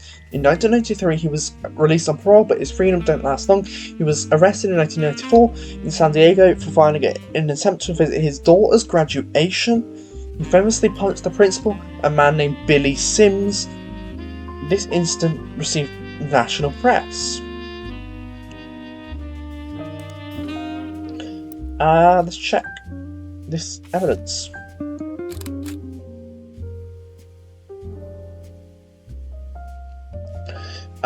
You found this mugshot online. It's Mark Clementine, who was arrested for smuggling reptiles into the United States.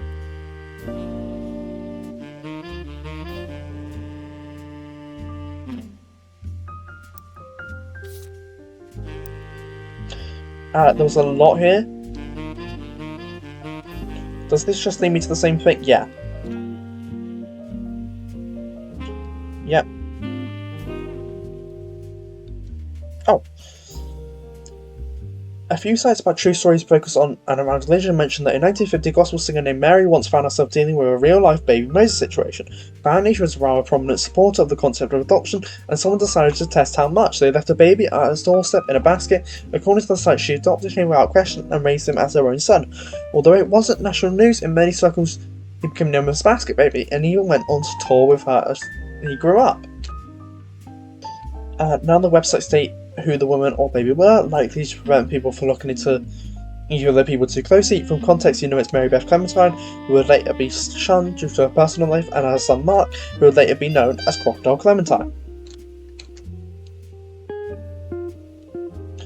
But what's really important is the Portland News. Portland Telegraph. Because there was another thing important. Portland Telegraph is a run-of-the-mill newspaper based out of Portland, Oregon. They have a website with a lot of dry statistics about how many subscribers they have, how many issues there have been, and awards they have won. The website doesn't appear to have any useful data. There's so many periodicals now. The Portland Telegraph. Actually, let's check Mary Beth Clementine. Okay, that makes sense. She's not actually related to Portland outside of through Crocodile Clementine.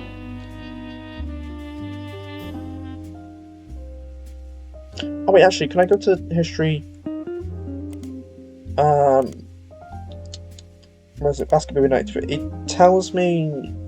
Oh, I just wanted to say Mark Clementine so I could copy easier. Periodicals, Mark Clementine.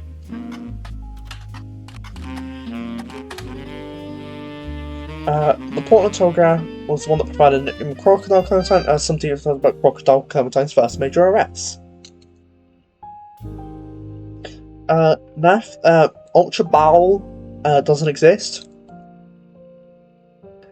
Also, that's a Ditto. That'd be a good catch, I think. I mean, Ditto's cool, but he's not really useful in actual Pokemon community games, so there's no breeding. He was flying windy between Los Angeles Juarez and Vancouver in a small plane. His flights were very low, literally under the radar. He was only caught because he was bit by a crocodile on the leg and had to call him Mayday because he was losing blood. He tried to tell them that it was Crop Duster who somehow cut his leg on a loose piece of metal in the cockpit, but this story seemed very odd, and controllers quickly alerted the police without informing him. When he landed, they were waiting and he was promptly arrested. But this is mostly useful because... was it Ruby Sprat? Ruby Sprat.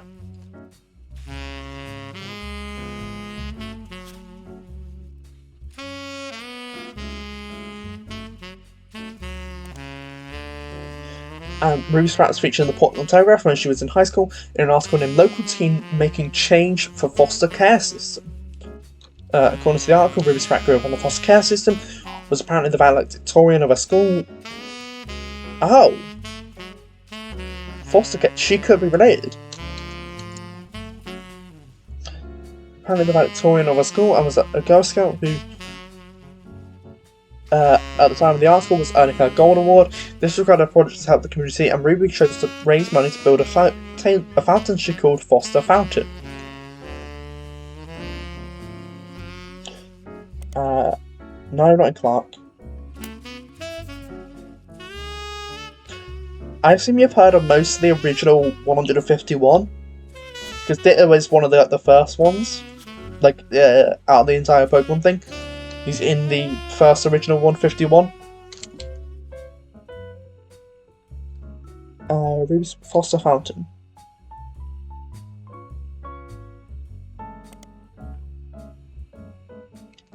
Now, what if you just played Pokemon? The fountain has a few small pedestals that stick up high above the water. People are expected to toss coins in the fountain for good luck and will be encouraged to aim for the top of the pedestals. All the coins scraped from the bottom are slated to be donated to Portland's foster care system. A coalition of local businesses that sponsor the fountain have committed to matching any of the donations that successfully land on the targets.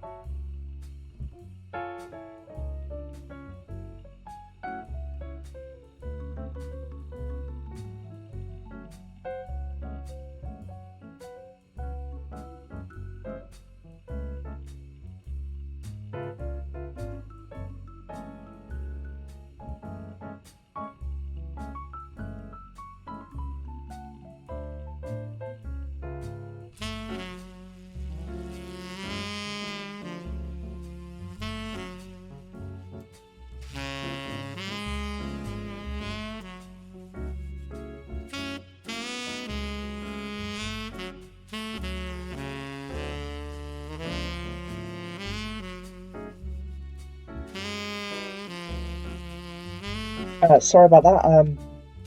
I had to speak to my bestie real quick. I think there's a few of this going on.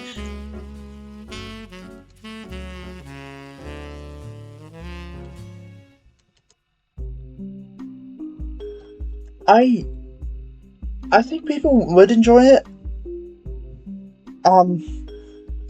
I get hating JRPG sort of things because there's a lot of grinding, and if you want to just do something, it could, like, you just might have to take a while to actually do it. It sort of punishes rushing into things a lot of the time, which might not be the most fun if you just want to play the game. I just enjoy the grinding in games like Pokemon. I find it fun to do that sort of process over and over. I really like monotonous things.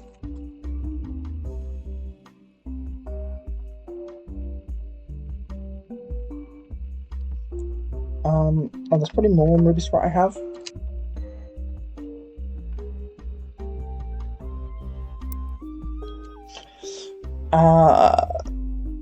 Who's Sizey Sanchez? I forgot that.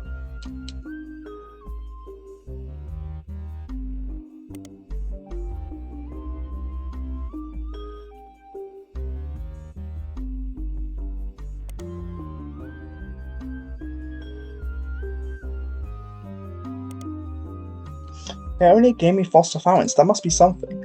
Aha! The Fountain of Youth, also known as the Foster Fountain.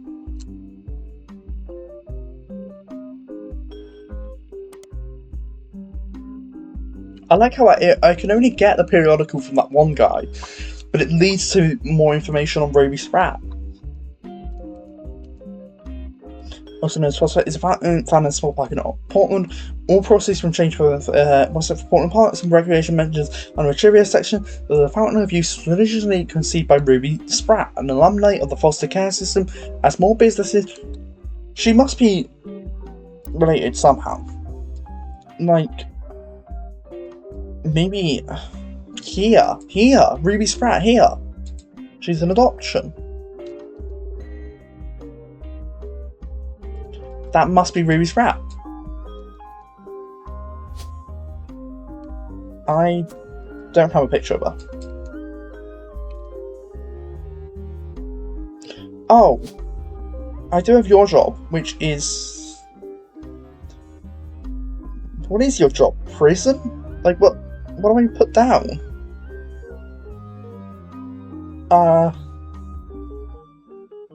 Like, what?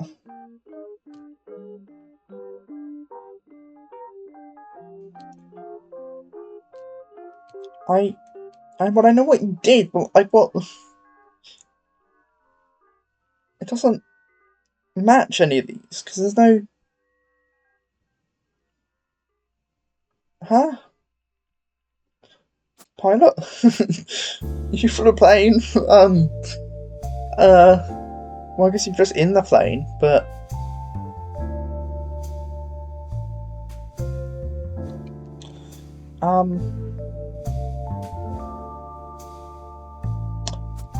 Wait, are you retail?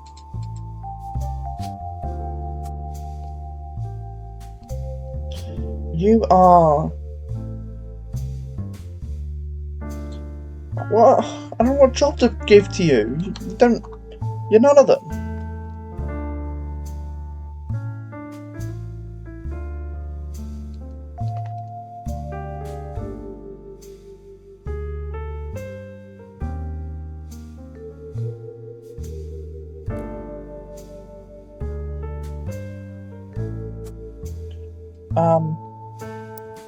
Maybe you have a job in prison?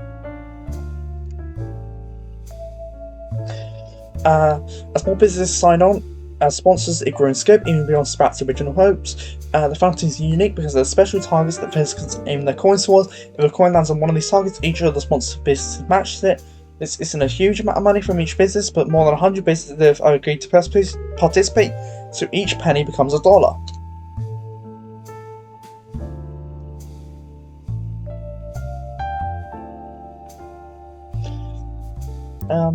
I wonder if there's like a Banjo Pokemon ROM hack, like a Pokemon ROM hack with Banjo characters. There's probably not enough Banjo characters to make a ROM hack out of, like a Pokemon one, but maybe?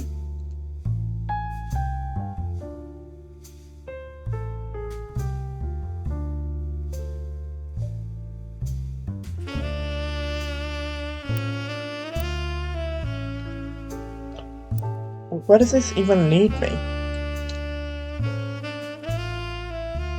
And this doesn't help me get anywhere, right?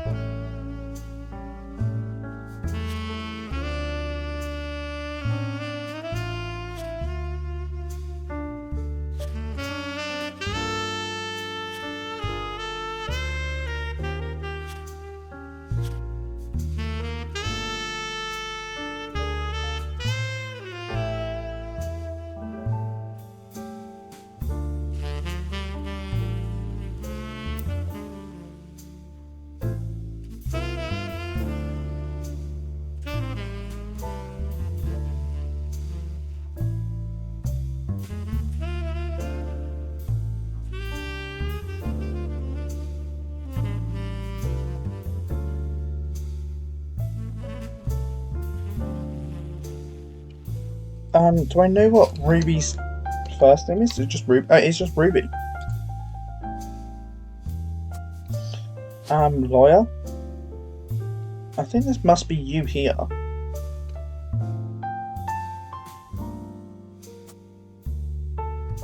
I want to try and get Mark's job.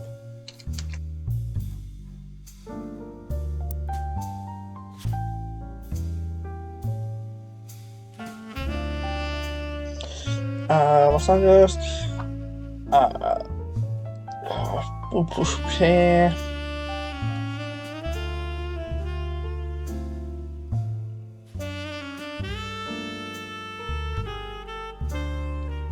Oh, Billy Sims.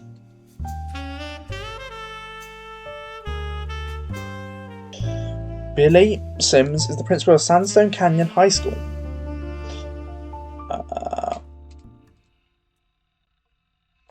I doubt it's relevant.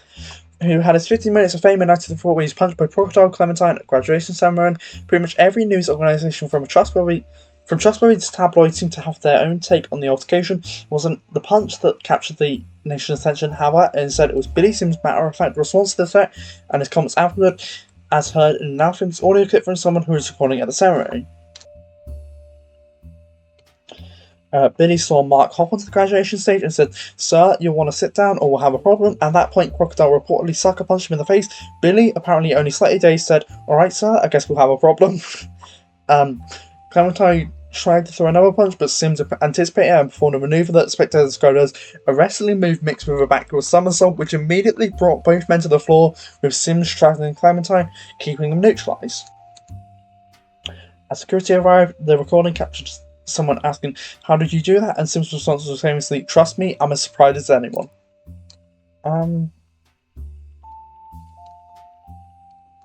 In San Diego, there's not much information, though it's mentioned in articles about the Billy Sims incident.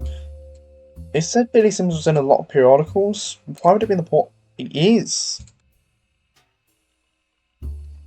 The Portland Telegraph had an article only slightly longer than most about the Billy Sims incident, mostly because the assault of Crocodile Clementine had been in the paper before, because of the somewhat comedic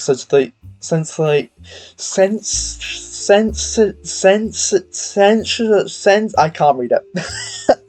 Sensationalism of the events in question, and because their readers were already familiar with Mark Clementine, they filed it under a special banner called Croc Watch.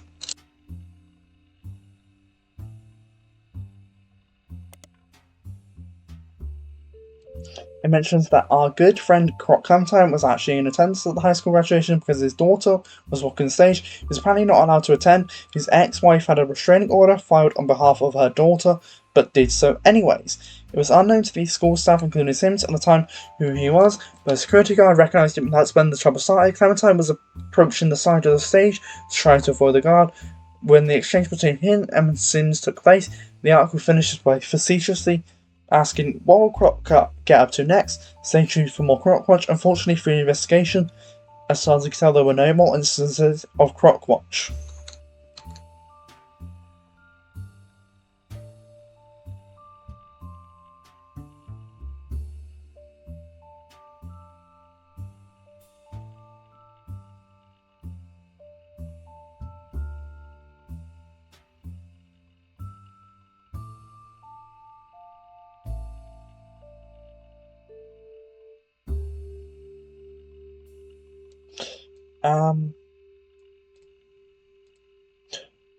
Can I just put this? Install Silver's book the stage. Is it for a publisher or from the path of a daughter? Really long note, but it's kind of need it at some point because I know it says that he has a daughter, and I haven't really got that down yet.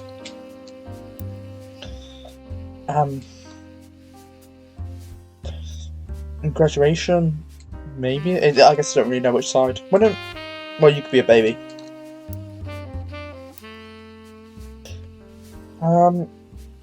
I'll check other things.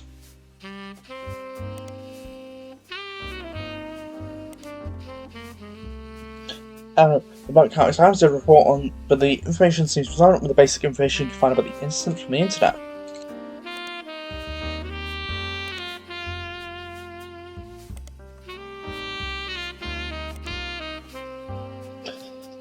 News Time did a small piece. I read Spiel and I thought it said Splish for a second. I thought it just said Splish escaped. That was so, like, I looked at it for 1 second and looked back at my game and then looked back immediately because I thought I just read Splish.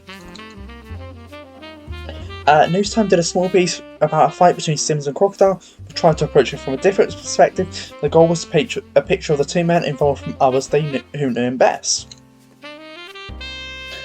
Not only did they manage to interview Sims' wife Carla, useful? I doubt it. As well as multiple staff members at his school, but they hunted down Colleen Webb, Mark's ex-wife.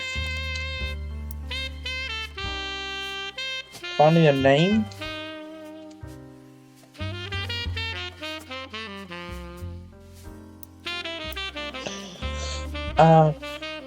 According to a section with Colleen, she and he met when he worked for an airline. He was a drinker. Yeah, he was a pilot. I guess that's your most recent job. Because you went in prison, got out of prison, then went back in prison. So you haven't had a job, I doubt it, since. According to the he was a drinker and would often have wild mood swings. When he was charged with assault of a fellow pilot in 1975 and lost his job, they divorced. At the same time, she was pregnant with their second daughter. They're both women.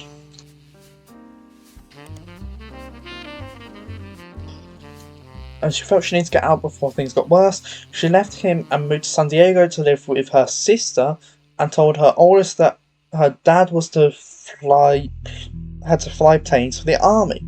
She raised them both by herself, and although she never went through the trouble of changing their names legally, they used the web name so that nobody would connect them to her ex-husband. So legally, they are Clementines.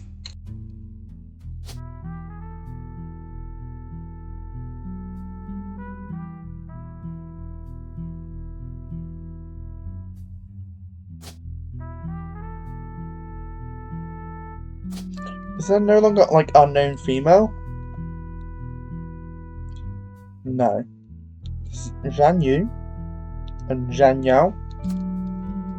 Didn't really expect to see those names there, but there are red tongue names.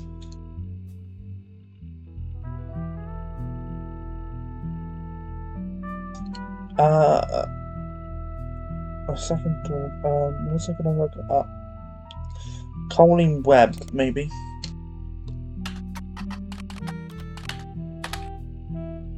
Was it 2 Bs or 1 B? 2 Bs. Okay, yeah, I didn't expect to see anything there. Carla Sims. Carla Sims comes up occasionally on a small percentage of the articles about Billy Sims. Carla appears to be a nickname, although you have no way of being sure. It seems to most often stand for Carlita. She doesn't seem related to such in any way, but, you know, you mention it for some reason.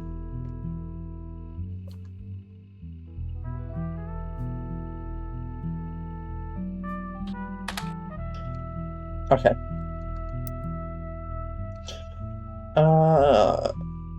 I was looking at all the periodicals of this guy.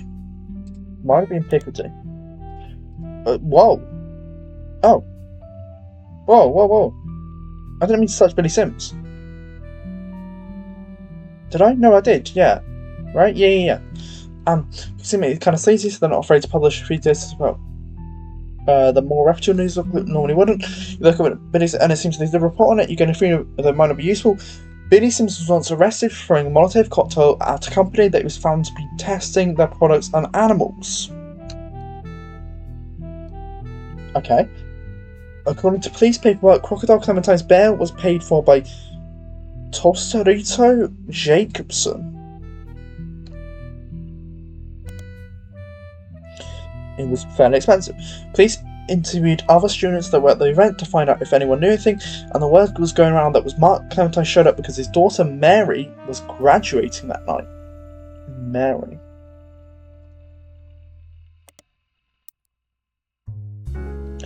I don't know which one graduated.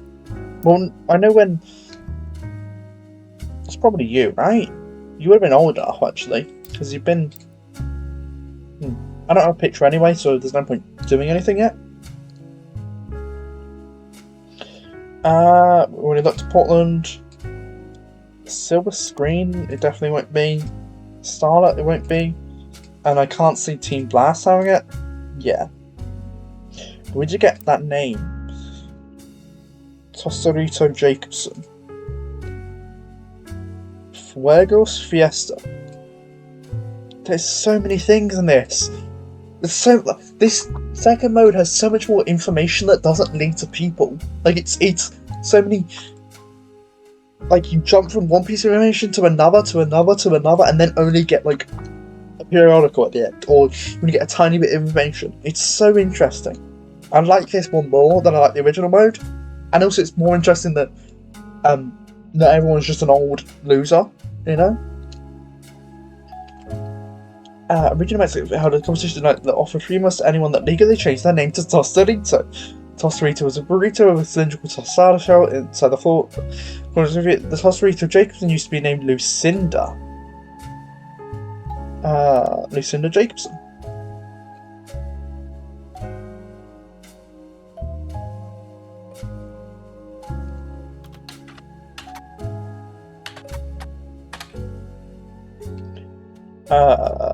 Okay, let's not use. Well, it might be in Portland Telegraph.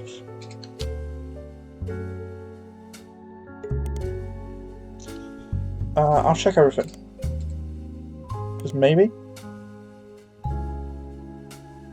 But...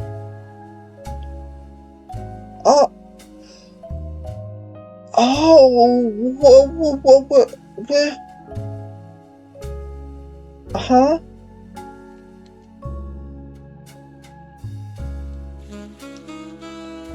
Oh! Huh? Wait. That's not you, right? No, Edith, you're the sister.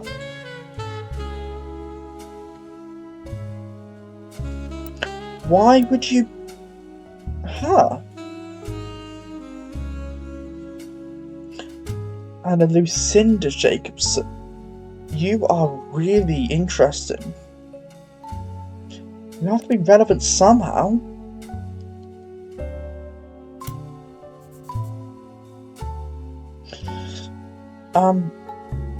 So someone. This shouldn't be anything new, though.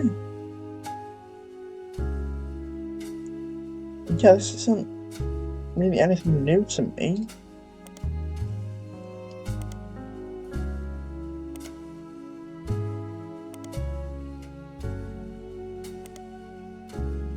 Oh, you might be under just. I need to look up Tosita.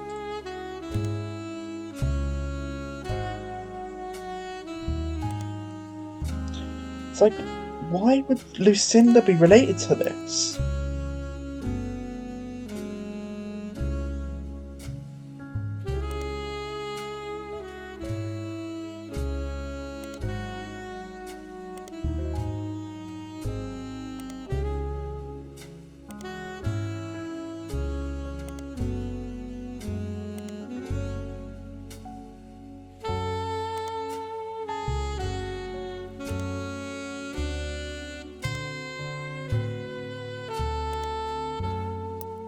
Oh, that doesn't make sense to me unless she's somehow back connected to this.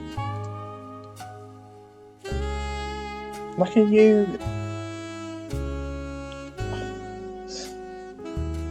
What? Why would you be caring about this? Because Miracle... She knew about Miracle? How would she know about Miracle?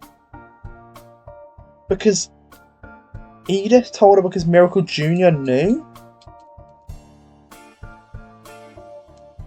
So then she paid the bail because she knew he's a Roottrees. But why does she have that incentive? Why does she care? Why does she want that? Because she doesn't like Miracle, maybe.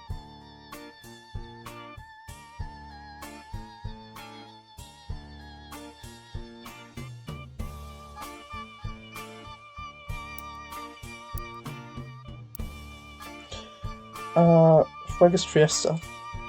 So I'm not going to get much.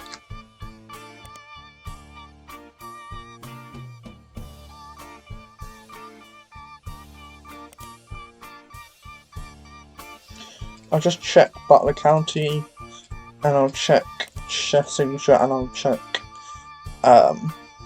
Portland. Yeah, there's nothing there. Huh.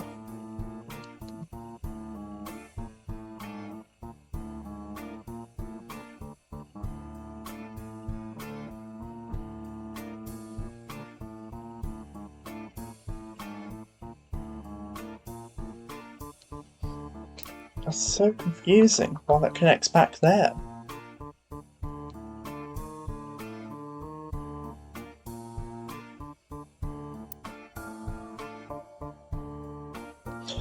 But I need more on 1, 2, 3. Oh, I don't know your first name, so you're just 1, 2 right now.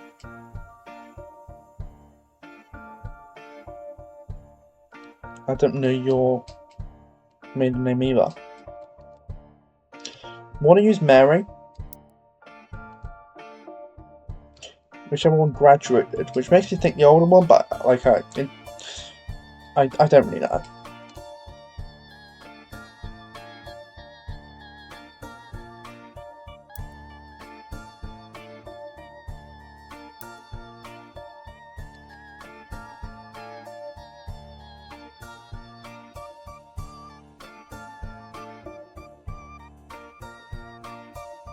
Daughter was on stage, she was apparently not allowed to attend. His ex-wife had a restraining order filed on behalf of his daughter.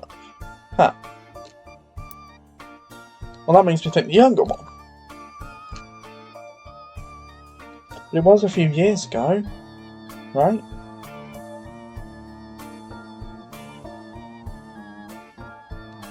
Like, do I have a year from this? Not this. Where is it? Which one am I looking for? This one. No, maybe I had it at some point. It's like in a search.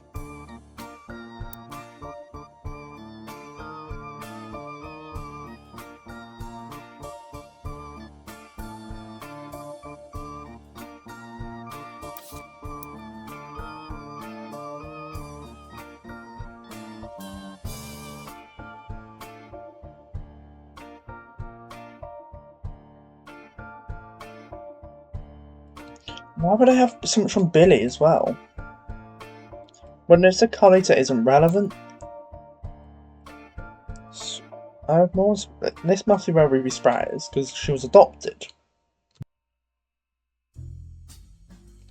Like, they brought that up for a reason. And that's why she's so involved in this, because she wants in. Does that make no? That would make her. That would make her quite old, which no, she could be. Yeah, she definitely could be. Like, yeah.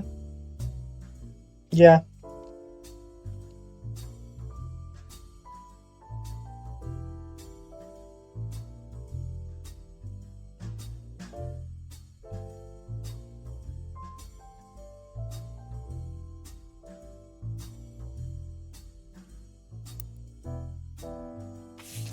I'll finally read this. You can see partial staff records cross-referenced by Sam Madsen. These records are based on old tax mailing information and only detail the employees that work directly for Roottrees or in their corporate office. Oh, I could probably get her last name. The many labourers on their farms and in their factories are not listed. Yeah, like secretaries. conferred guy stuff. You're not sure how helpful it would be, except for cross-referencing guy secretaries and visits overseas. Yep. Spider searching people just because they are listed in these books will likely be very time-consuming and a waste of your time. Okay. That makes you just want to do it more. Leadership, President Zach Morden.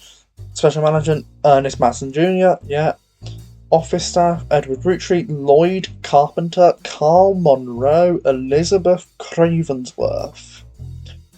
I will just put all these names on a page. What should I call this? Company records.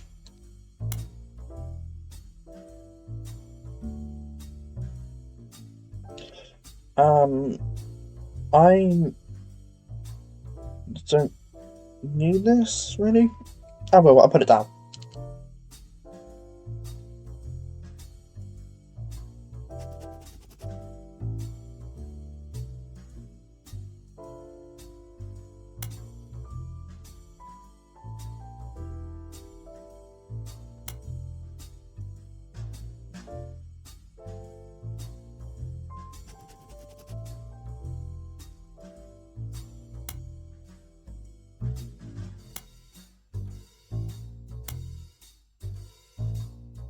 Oh, Elizabeth.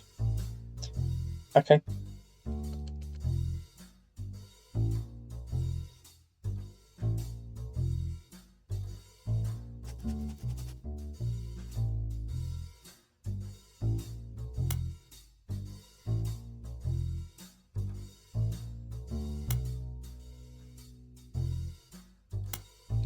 Two crosses.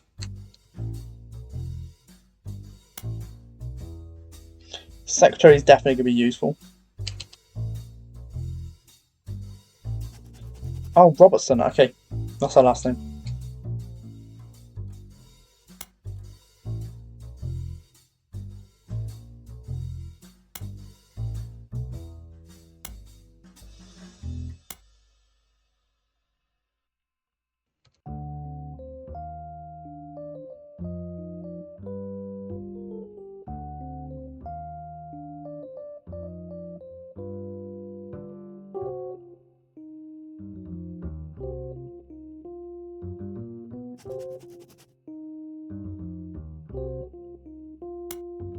Wait, was John Miller still working here for a long time then? This is during Zach's era.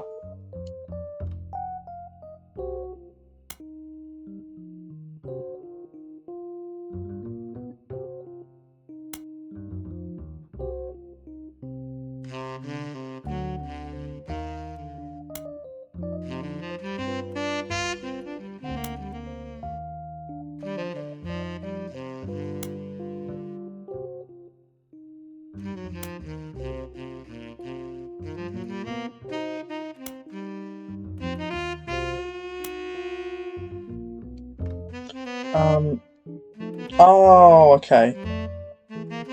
That's still really late.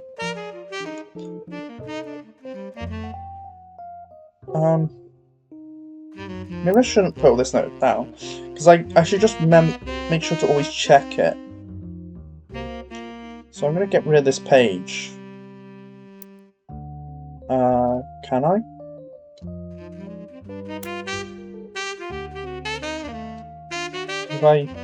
I'll delete page.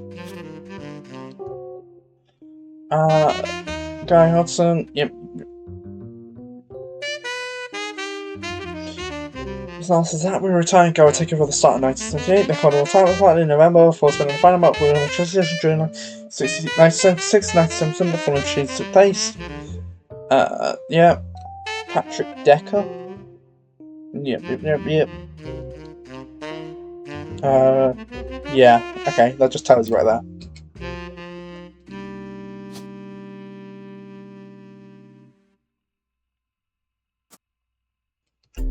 Is it retail or cashier? Cashier. Christine. Wait. Why are you Pharaoh? Pharaoh. John Miller. Okay. Gwyneth Madsen. Huh. It's kind of interesting that this happened at the same time. Beth Knox 50-year mark anniversary bonus 50,000. Zach Morden retirement party 20,000. Beth Knox. 50 years. Guy Hudson took over. This began a particularly volatile period in the company's staffing. Many travel expenses, and Guy began to try and 5 pieces. Let's just listen to Zachariah now instead of Zach. Do they not? Yeah, it says Zach there. Zachariah.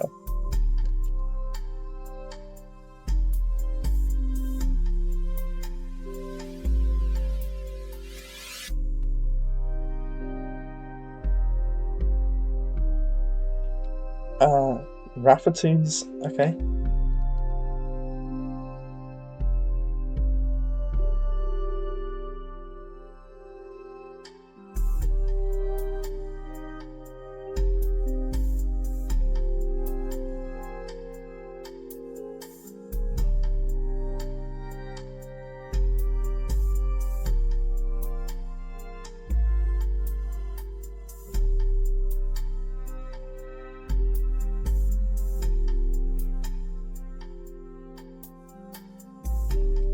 It says reconnection successful as soon as it actually disconnects from Twitch. That's great. But yeah, OBS just disconnected. Annoyingly. Am I still live? I don't know if I'm live right now. I think I am. Yeah, Stereobot's here. Yep. That's so. I don't get why OBS. It was a different. It's a different error every time. Like I don't get it. Both the crosses left. Kristen Garland, Beatrice Watts, and Corinne Schwartz. Juliet McCullen and Doris Mays. I swear I saw McCullen before. Lisa Lewis and Valerie Irwin. Thomas Green, Michael Bailey.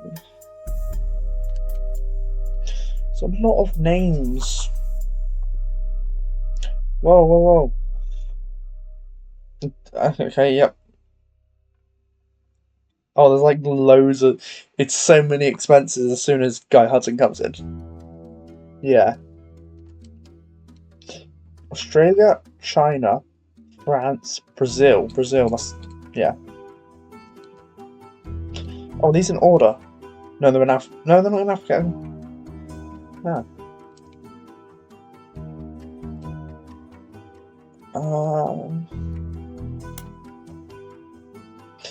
Volatility cream. Many new employees didn't tend to stick around very long. Foreign trades are recorded. Terry O'Connor, Susan Ford.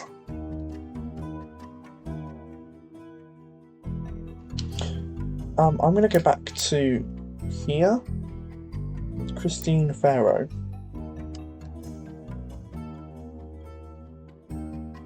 Is that in 5-piece?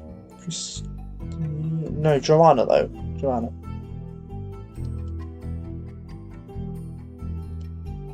No, Joanna Robertson.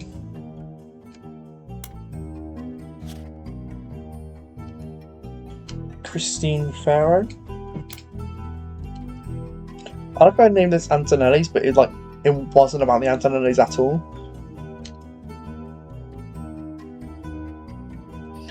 Where was I here? Terry O'Connor. I don't think I'm going to get much info from this for now, really. Just confirming maiden names, really. The secretaries. Grandorf Dove. What is that? Okay, I will check that after. Guy Hudson died in May 1982, so the first 3 months of the year continues along the same pattern as they have been. Things quickly changed when Ernie took over, most of the extraneous expenses ended, and all the secretaries, most handpicked by Guy Hudson, were let go. Sam Madsen left for Roottrees in 1984, so this is the last set of books you have access to.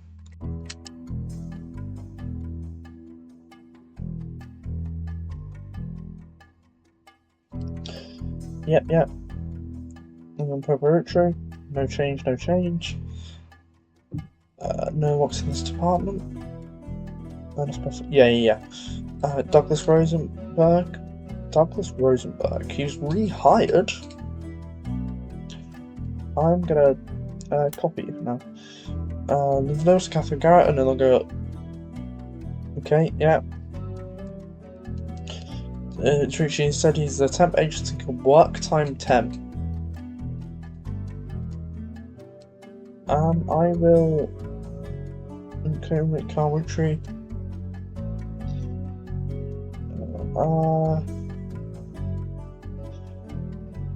Yeah. Supposed to just.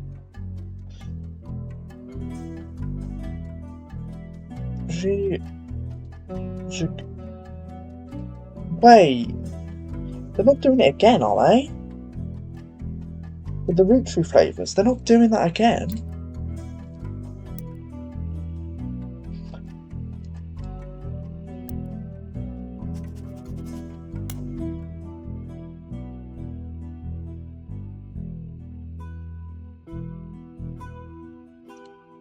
I'm going to list a few important things.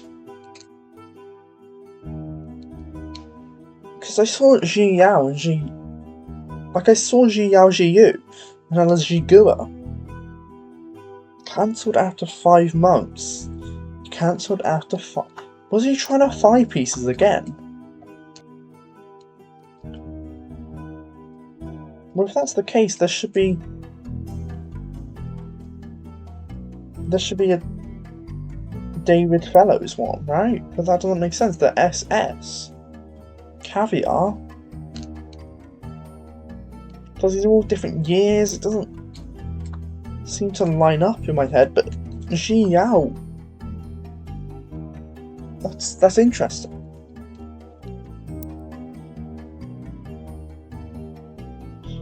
I'm gonna just make a note of it. Oh, hi Andy. I hope your day's going well.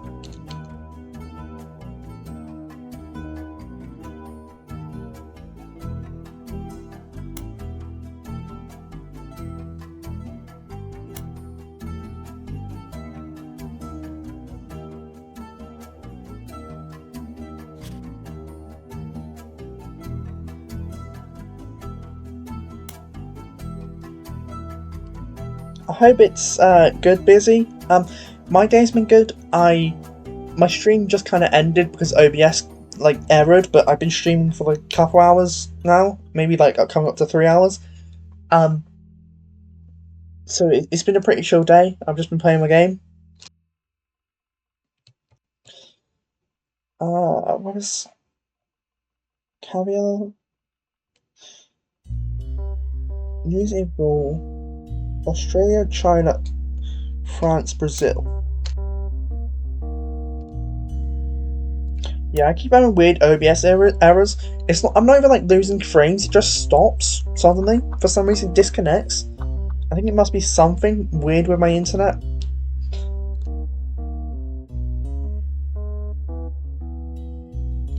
Grandorf Dove.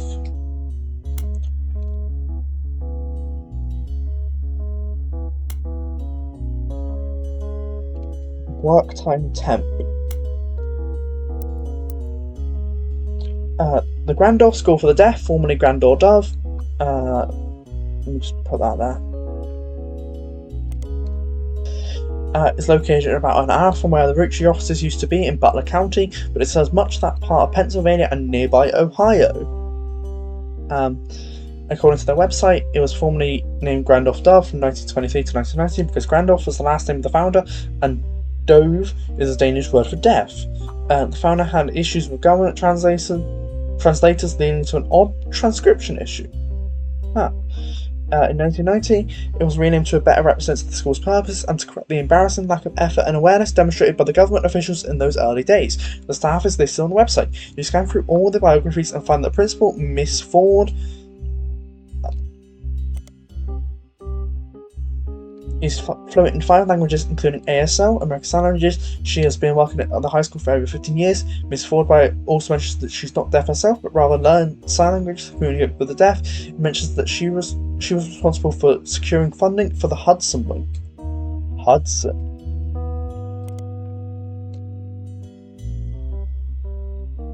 I'm streaming from laptop, but it's not even like my internet's fine.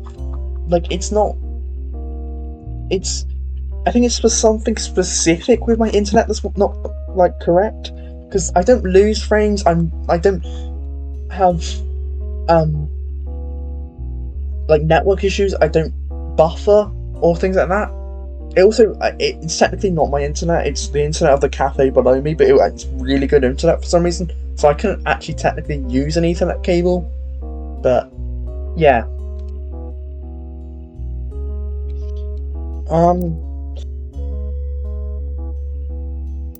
I assume if I look this up, it would just take me to the same thing. Yeah.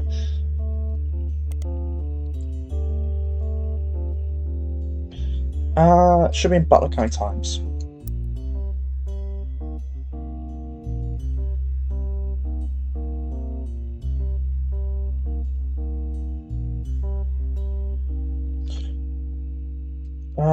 Randolph.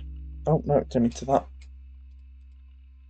Randolph Duff was a school for the deaf near Butler and was registered listed articles at our local schools. The Butler County Times archives includes what seems like an endless list of snow cancellations, extracurricular activities, and weekend events that began over 70 years ago and stretched until the last mention in 1990. Amongst the avalanches of useless information, you almost miraculously discover one useful article. Randolph Dove was at the centre of a crime article from 1982. It seems that someone defaced the school and vehicles outside the brand new Hudson wing for the school. There were multiple broken windows, and one of the teacher's cars was painted with profanities and accusations of infidelity.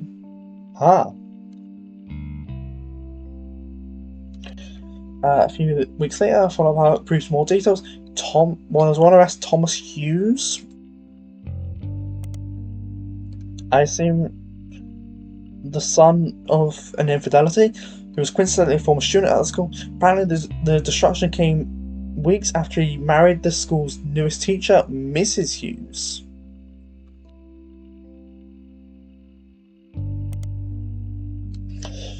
She was not a teacher when he went. He graduated a few years later. According to the reporter's investigation into police reports, trials, and restraining orders, Mr. Hughes was convinced that he was not the father of Mrs. Hughes' current pregnancy. How? He was released on bail, and the school has agreed not to press criminal charges after an agreement was made to pay for the damages and for a couple to begin the divorce proceedings. So he is the husband of a gay Hudson infidelity. Which, it could be a lot of people. It could be you or you. Right? Actually, it can only be those two.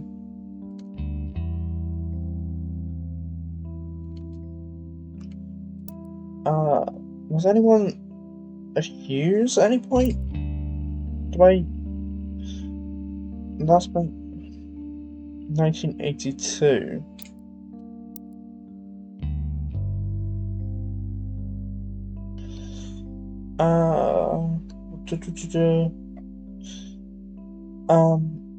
Susan Ford and his Dr. Rosenberg. Oh, I want to put you down. You seem noteworthy. Angela Ingram, Catherine Garrett, another go play. No secretaries, Roottrees, Lola Stewart Todd, Amy Sutton, Sam Madsen. No. Here?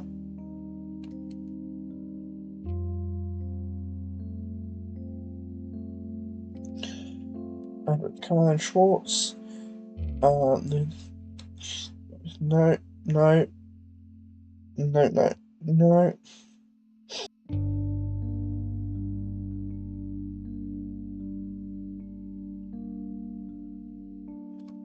Wait, Gwyneth Cattrall? That makes sense, right? You are... Gwyneth Cattrall, yeah. We have Emily Barnes. Catherine Garrett. Lisa Lewis. Linda Lewis.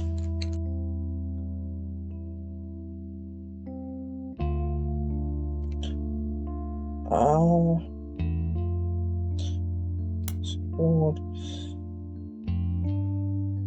It might be in this year because this is Guy Hudson.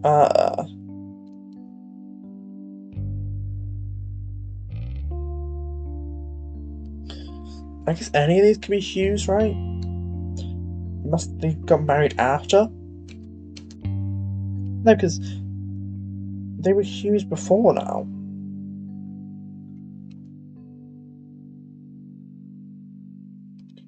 Susan Ford was hired under a special category that only now existed for 1 year. Huh? What?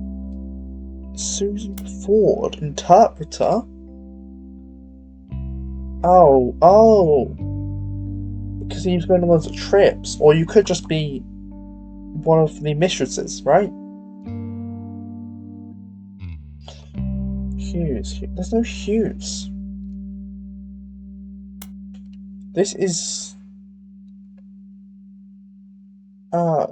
this is... Yeah, there's no... This isn't... This won't be it, right?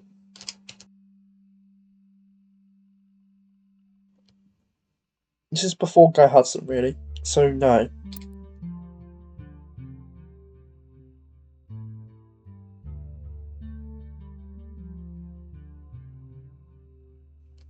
This must be here, though. Or here, actually. There's no way I know which one.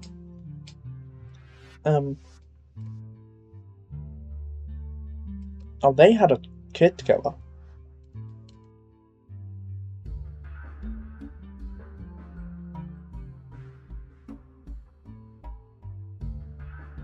I guess we don't know whether... We don't know which way this goes, right? They kind of leave that up to interpretation.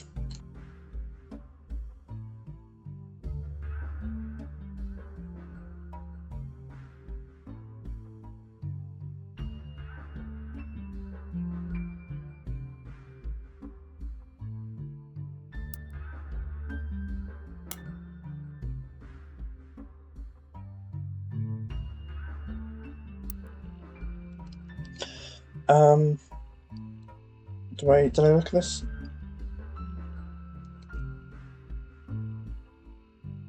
Is Charles Mrs. Hughes, the father of Mrs. Hughes' current pregnancy, released on bail, and the school agreed not to press the charges after an agreement was made not to pay for damages. The Taurus Hughes, Mrs. Hughes, and the Hudson Wing have all avoided further appearances in Bartlett County Times.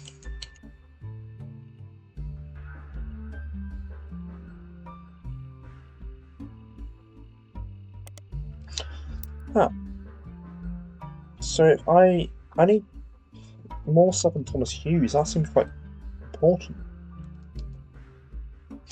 But also I want to know about the Hudson Wing.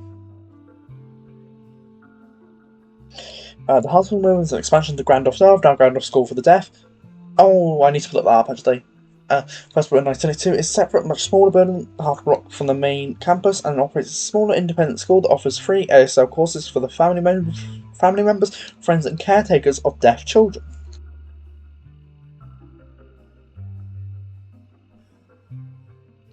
According to their history site, they got their name after the president of the Rich Company generously donated $250,000 towards the construction of the building.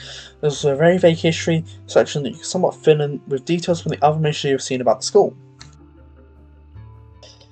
It mentions that the donation came at the insistence of an employee of Roottrees at the time. It mentions that she learned ASL from the main school before the Hudson Wing even existed to surprise her future husband who was deaf. After realising how useful a service like this could be to non-deaf people that wish to better serve those with hearing issues, she convinced Roottrees management to invest in the school. The Hudson Wing opened and she became the first teacher at the new campus. At first it only operated on weekends, but since then it has added afternoon classes on some weekdays.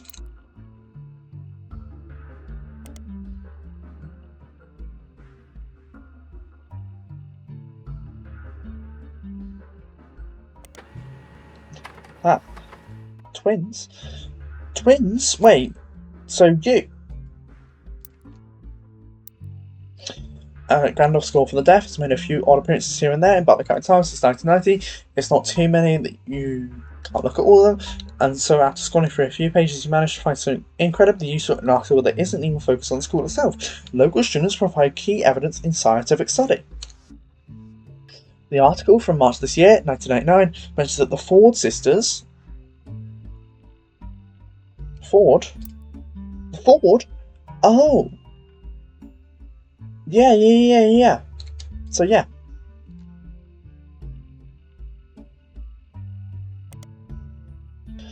Who attend public school in Butler County are one of only a handful of identical twins in the world who suffer from two different genetic issues. One of them has asthma, and the other has a deadly allergy to peanuts. Their mother, Miss Susie Ford, is a principal. Oh. You are Susie Ford.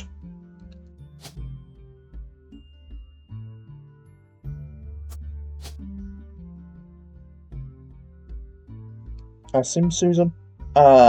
This wouldn't be the correct last name. Wait, actually, it might be. You split up, so I don't know. Really? It would be. What's. Wait. No. Wait. No.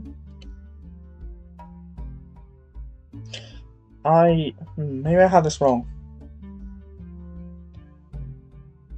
Maybe? You know, I'll just keep going on. I can always replace it. Nearby principal of the Grand School for the Deaf was originally contacted by researchers looking to identify if there are any sets of twins where one was born deaf and the other was not. While she didn't have any twins attending her school, she asked if her daughters, Melissa and Heather, could be useful, and it turns out they were. Melissa and Heather.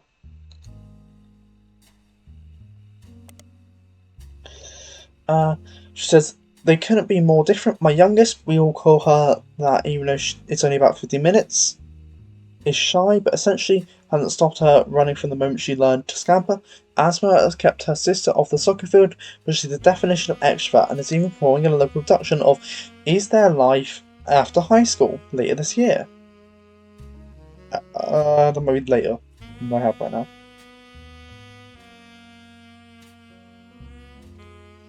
But are they technically Roottrees? It's a Guy Hudson.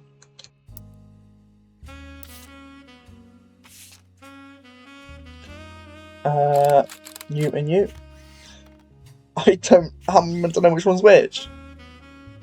Oh, okay. This photo accompanied an article about scientists about the four twins were used as part of a nationwide study of how allergies and other diseases affect twins differently. The twin on the left is holding an inhaler, and the twin on the right is holding an EpiPen. Right. My youngest, we'll call her that, even though it's only by about 15 minutes, is shy, who essentially hasn't stopped running from the moment she learned to scamper. Asthma has kept her sister off the soccer field, but she's the definition of extrovert.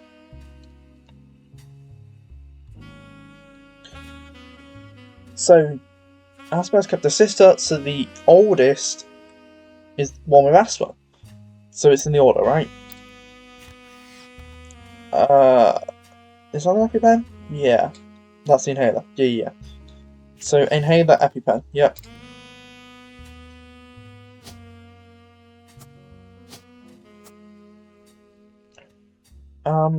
Do I know the way around?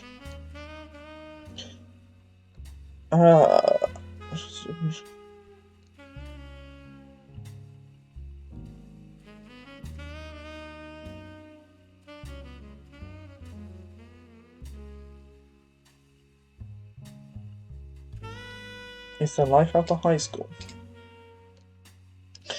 It's usual it's only appearing on Broadway for 70 performance after a preview period. Nowadays it's mostly performed by smaller theatre troupes, including high school drama clubs. You couldn't tell by now, a game designer by the name of Jeremy Johnson, who was in musical theatre all 4 years of high school.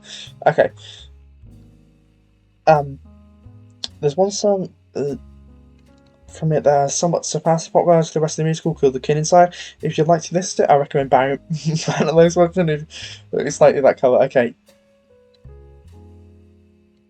I doubt it's going to be that useful, but I do like that this is in the game. The entire musical details of traumas and nostalgia that society collectively shares about their formative years, which feels appropriately thematic for this game. I always thought of it as somewhat ironic that they have high school theatre clubs perform it though. Anyways, the key word in Butler County Times article was local. I like that that's there. You know?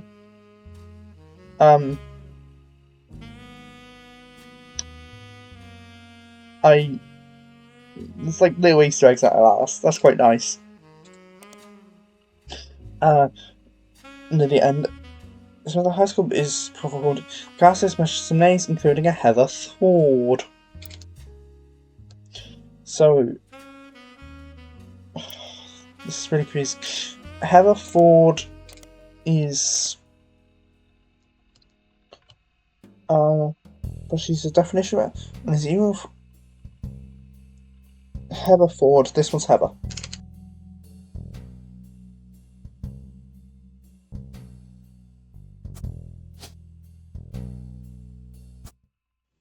Yay!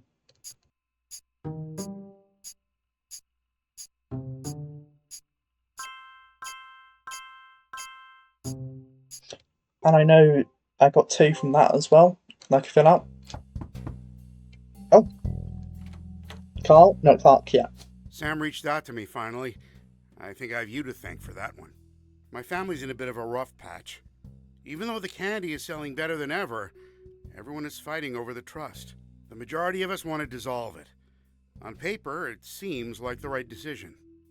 The arguments about what to do next are endless and heated. More than a few Roottrees are worried about losing their wealth. I don't think we deserve it more than anyone else.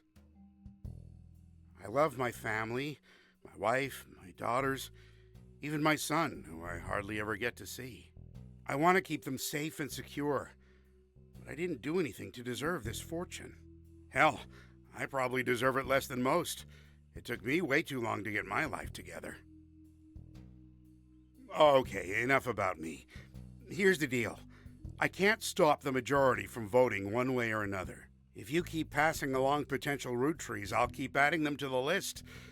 On the other hand, there's been some leaps forward in genetics. It may sound like science fiction, but we can actually determine who's in the family just by testing their DNA. What you've done so far has been very useful. Just keep filling out the tree and we'll prepare for the tests. Okay, so nothing new. I forgot this person's name. Heather Melissa.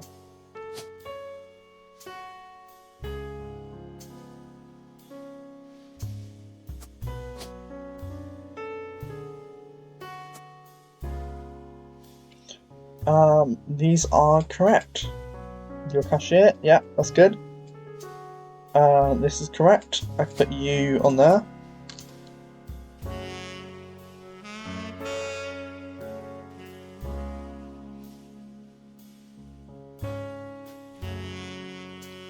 I know this is... Do I know where this is?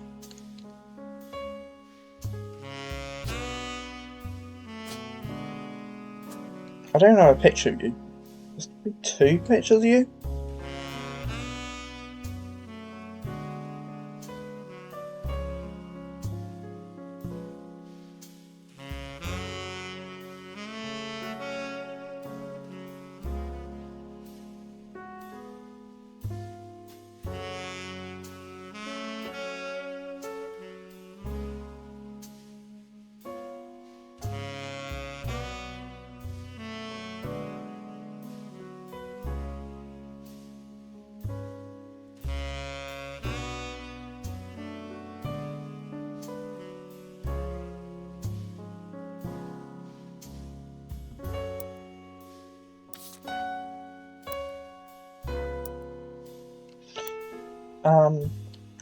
What's I looking at?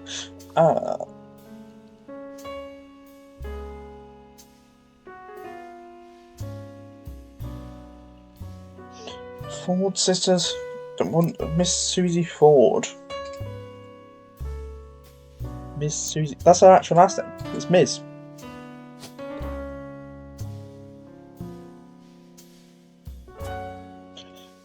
Let's look that up. We need a picture of her.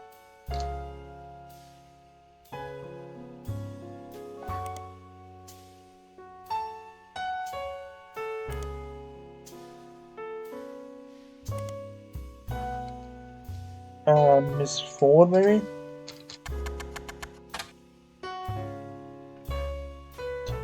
I'm gonna get this. Was she by Mrs. Ford at some point?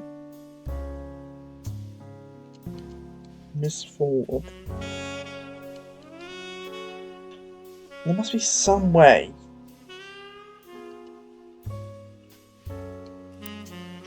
And was she not... Was she Ford on here?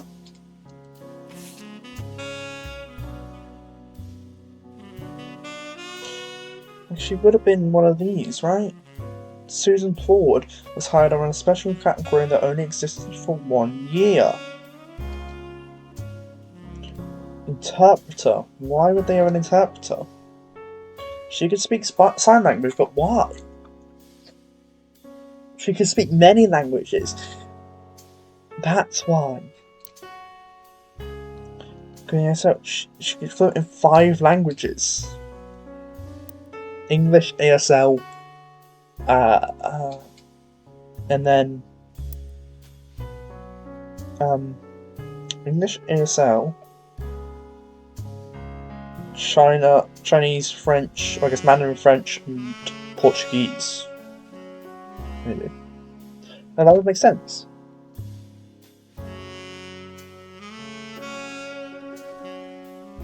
But you're not from Australia.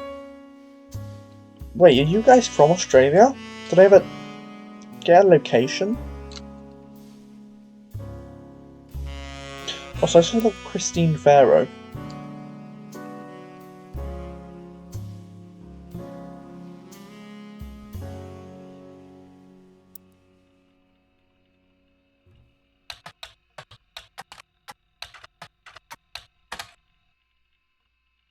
Yeah, that's not surprising. But I will. Where'd I get that from? This. I guess it's in Chef's Signature, but it was. Wait, where did it originally connect from? Is this? No. This originally connected to Steve Garland, Butler County Times. Okay.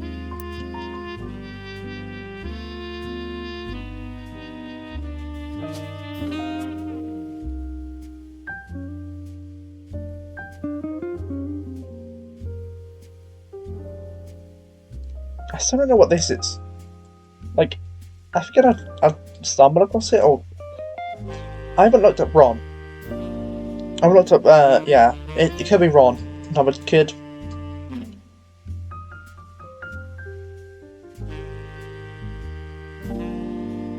Oh, well, I know if it's 1998, it's going to be a baby. Right? That's last year, it's going to be a baby.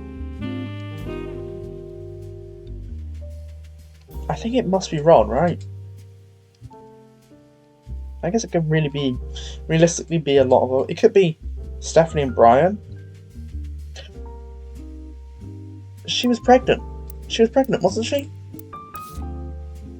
Like, was she pregnant in the campaign thing? Yeah. It's Stephanie and Brian. Okay. That's good to know. Now I can look it up.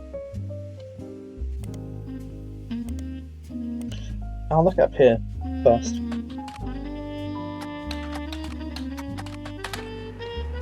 Yeah. Since Brian Jones has been busy updating Stephanie Jones' campaign website, 2 new sections of this. The first is baby photo. Then you can see a picture of them in a hospital corner that our daughter was named after her grandmother. She was born right the night before Christmas. Oh, Evelyn? No. Caroline? What? One second. Clara? How was that fitting? It could be Eloise's. It could be Eloise's mother, right? It might not be. Did I get another? No. It might be Clara? Might be Clara anyway. And second is, what's next? There's not much of a substance there right now, but there's some small accomplishments to finish. The recent rise in popularity and controversy surrounding my extended family, there's been some extra attention on me. Stay tuned for announcements in the coming months about how I plan to use this publicity to accomplish bigger and better things.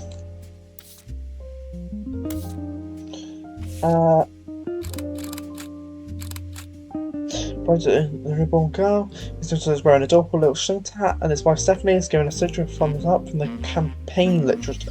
She must be called Eve, right? But I don't know an Eve grandmother.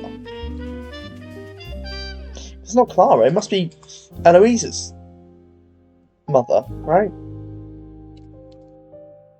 Unless, I mean, it could technically be Mark Vanden's mother, but I don't think they have a relationship with her. With him, rather. Or I guess her, if we're talking about the grandmother.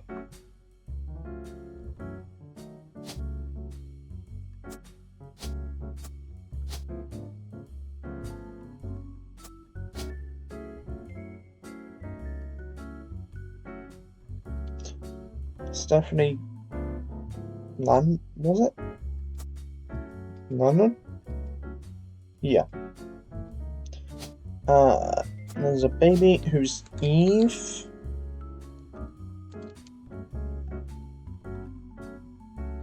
What? The baby's not called Eve then.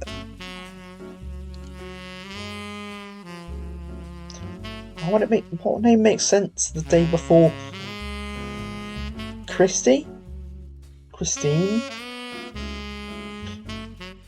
Jones. Right?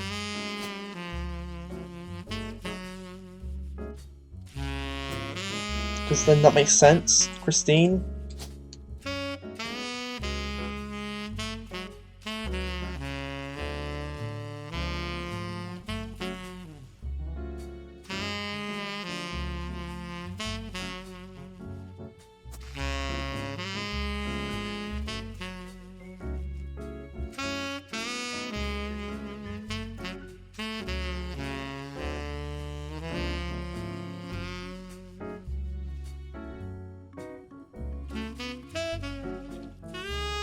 Well, that's right.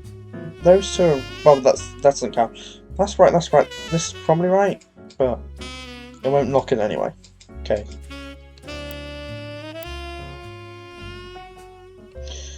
From a campaign literature. Okay.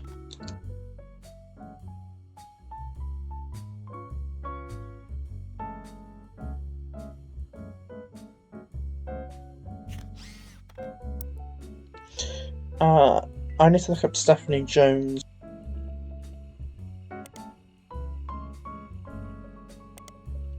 Okay, nothing more. Makes sense.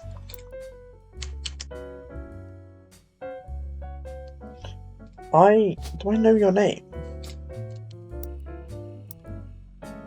You aren't Hughes, right? That's a different person.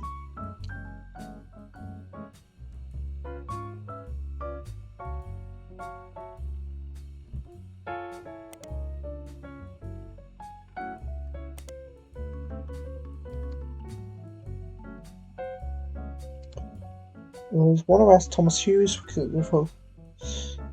after he married the school's newest teacher, Mrs. Hughes.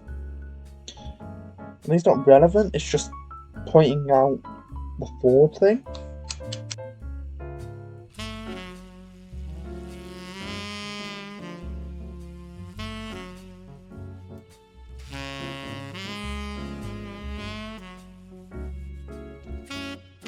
What? Why would you think that?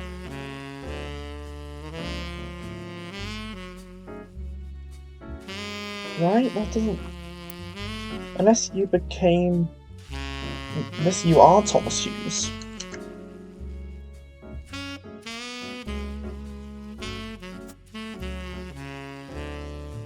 But it's just one child, isn't it? Miss Hughes' current pregnancy.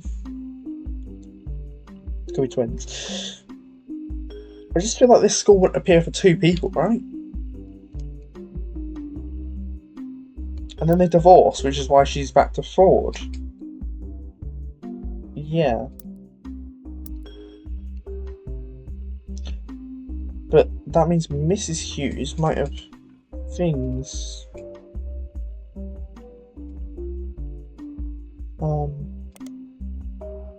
It just says she's a teacher, which feels weird. Susan Hughes, when she's the principal.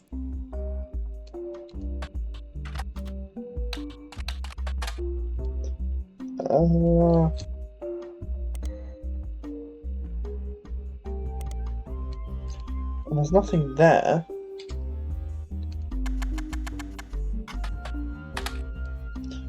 I don't get it.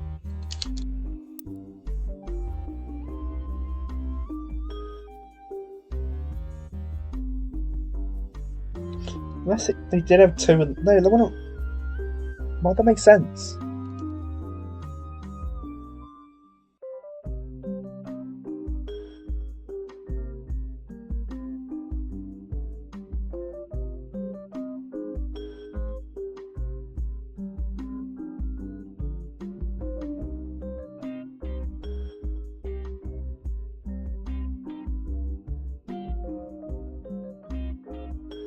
One of these is Elizabeth, right?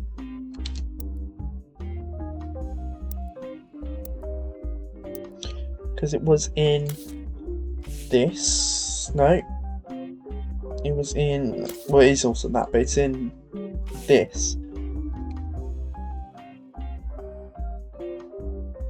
Regina. Wait.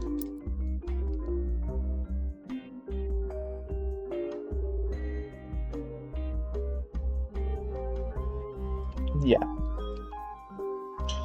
But I don't know how to get down from here. One of them is called Mary.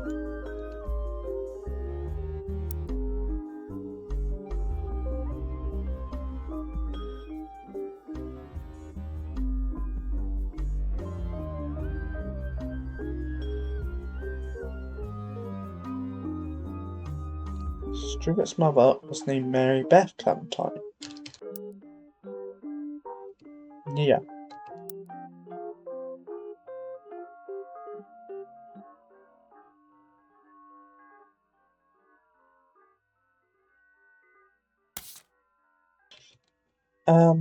What was it? It was like, where was it?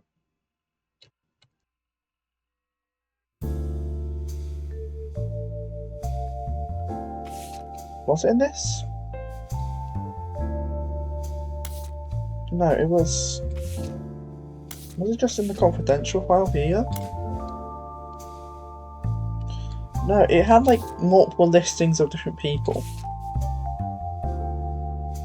It's not this. It's what Sam had. Oh, it's this, isn't it? No, this is the book. Oh, yeah. Farm supervisor was named Elizabeth. Elizabeth had a daughter who Sam never met, but who worked as one of Guy's secretaries. According to Elizabeth, a caterer from a local restaurant called Antonelli's met her daughter at one of Guy's parties. The Antonellis are linked here. The daughter is you. Right? Going to take a... Elizabeth wasn't aware that the party was for swingers.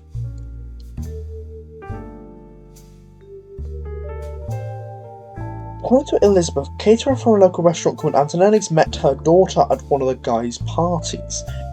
So Elizabeth's daughter, which is Christine, right? If I check the employee records, Elizabeth is farm, right? Elizabeth Farrow. Yes. So that's that wrapped up. Let's want to look up Elizabeth Farrow.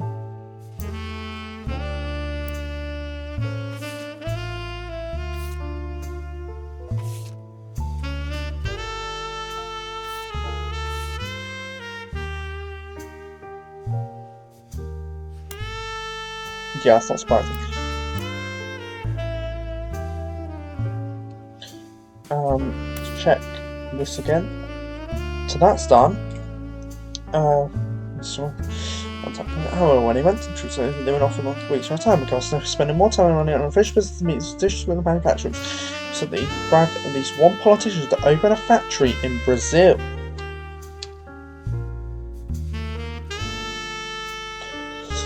Sounds like the Elias may have also cheated on Gwyneth.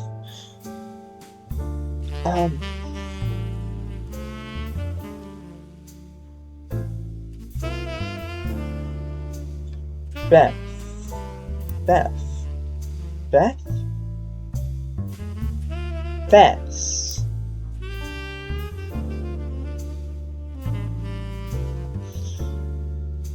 Huh.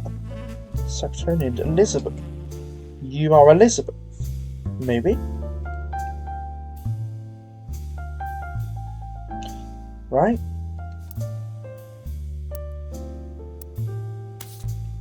Or it could actually mean Bess. Beth, no, Bess, yeah. But that could be it. I mean, this is too late for me to actually get anything on Elias. Right? Unless she's still some reason working there. Beth Knox. Not you, because... Right? Right?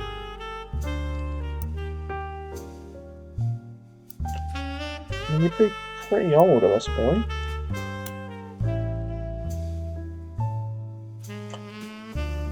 Joanna Fellows and Beth Knox are no longer employed by Roottrees. Maybe?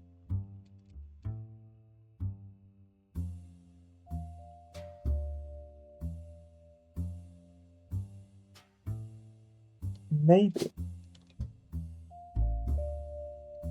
But is it Beth or Elizabeth? Is it Beth Knox?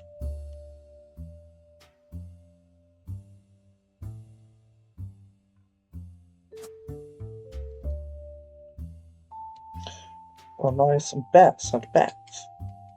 Maybe? Well, you want to be Knox at this point. Well, you might be. I'm going to look at Beth Knox. It probably won't get anywhere. Yeah, it doesn't get me anywhere.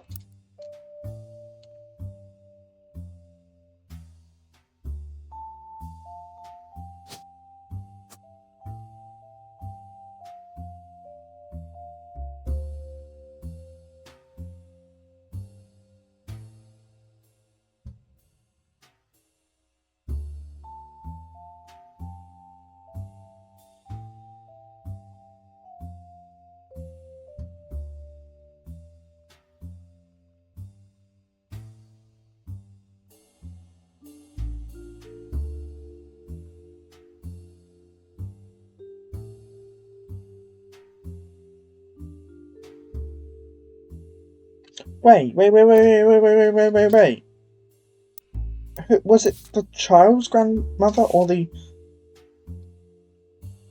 Huh? Because Caroline makes sense for Christmas because of carols. But, no, up. Stephanie Jones. No. Stephanie Jones. Our daughter was named after her grandmother, which ended up being fitting considering she was born the night before Christmas. Her grandmother was her grandmother Carol. Caroline. Or Carol. Could be either. I guess it has to be Carol. Carol Jones.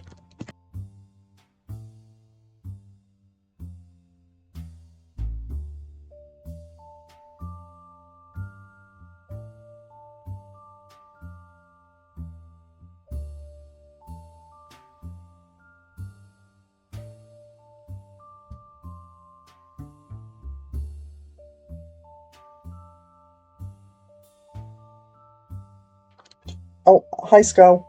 My chat disconnected for a second. I'm so sorry. Are you still here?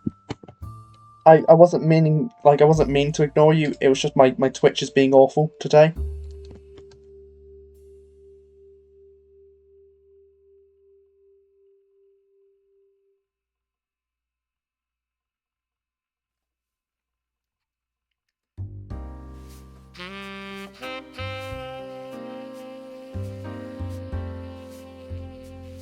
Okay, yeah. If I like stop responding to your chat things, it keeps disconnecting for some reason. But yeah, how's your day? Oh, you would ask me. But how was your day? My day's doing good. It says I've been streaming for like 40 minutes or whatever, but I was streaming for like 2 hours before that and disconnected. I've not been doing much today other than that, but it's been really fun. I've made a lot of progress in the game.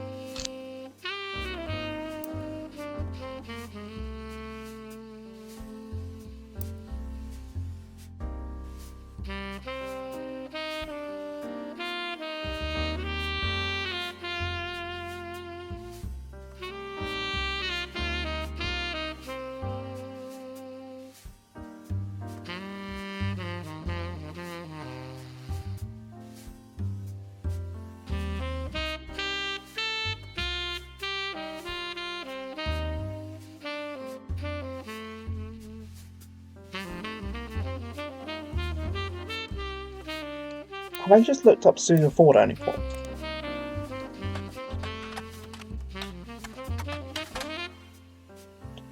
It didn't go anywhere. What's in temp? Haven't looked that up.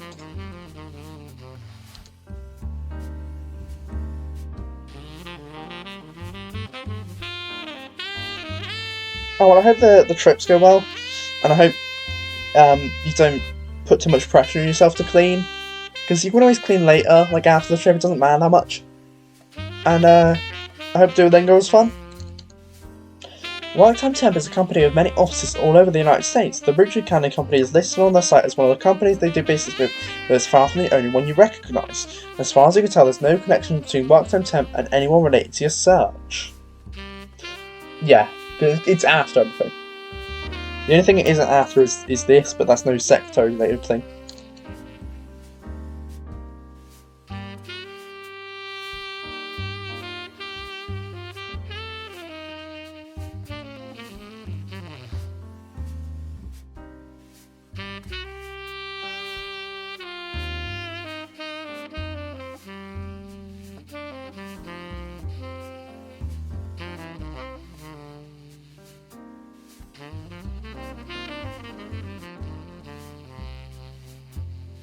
There's so much connected here, and I think it must be connected to Ruby Sprat. Like, they brought up the adoption for a reason. I think this is Beth, but it could be Beth that they were talking about.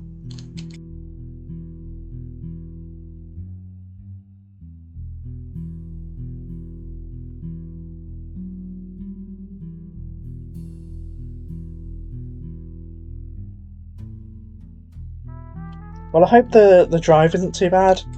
I've never really been in a long drive, like 1.5 hours, but I hope it isn't. Okay, yeah, good. Good to have a good stay.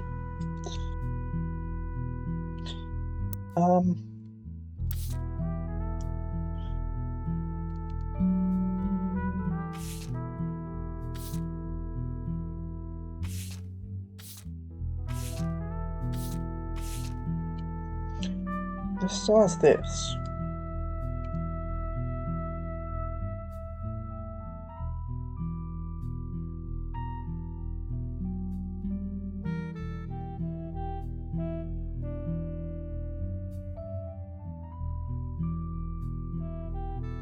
It brings up this, and I think that must be related because he brought out new flavours.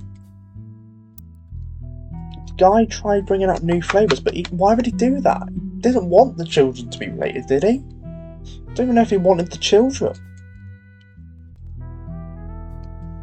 But he names one of them. Where is it? Someone's book. No, it was the company records. Was it? Chinese word for watermelon. Huh. It's the shortest entry I've ever seen on it. But I think it must be related to Zhao Yu and Zhao. I don't know how to pronounce it. But I saw it says Zhao Yao and Zhao Jinyu. Zhang Yao, Zhang Yu. So it must be related, right?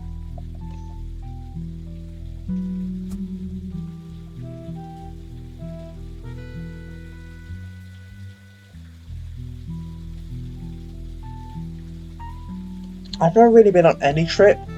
I plan to move country eventually, and that'll probably be the longest trip I ever do.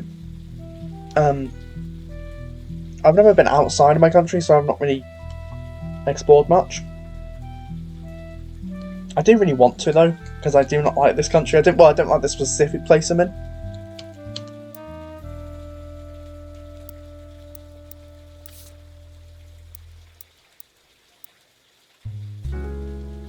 It's actually making rain noises. Don't know if I noticed that before.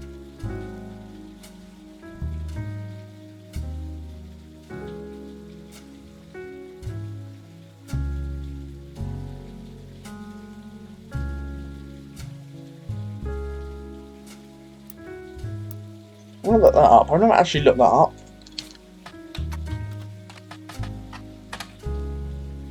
Okay, it actually is that. You find a few words about the riot girl subgenre in the park. It apparently got started in Olympia, Washington, where a few women got together to discuss sex symbol in the local scene, and it's blown from there. But of course, you knew this already. After all, you have a potion duel. Is there the notorious Montjoys?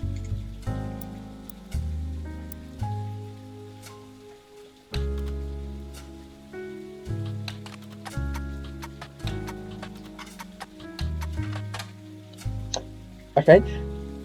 The Montjoys are a popular family among the armchair genealogists. Researchers have spent countless hours sifting through old records, placing their stories together. You decide you earn a break, so you need to reward yourself for a web search on Pip Gittens, your favourite Montjoy. This is definitely the devs' favourite thing. This is their special interest. Oh, I hope you have a good, hope you go to sleep. Bye.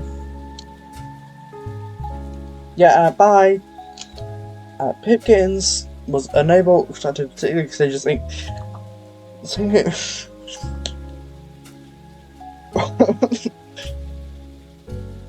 is and a source of chocolate soup. Alright, but they're not related to Roottrees, so you've got a mystery to solve. Mystery comics, was it?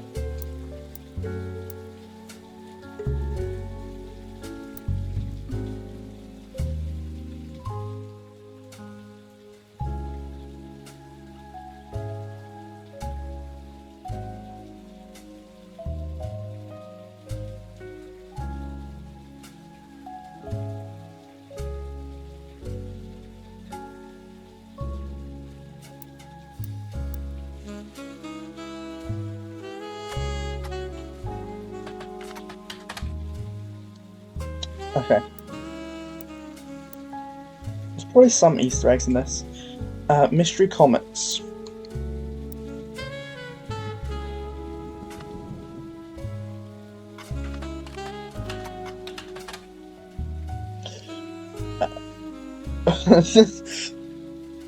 So it would be kind of.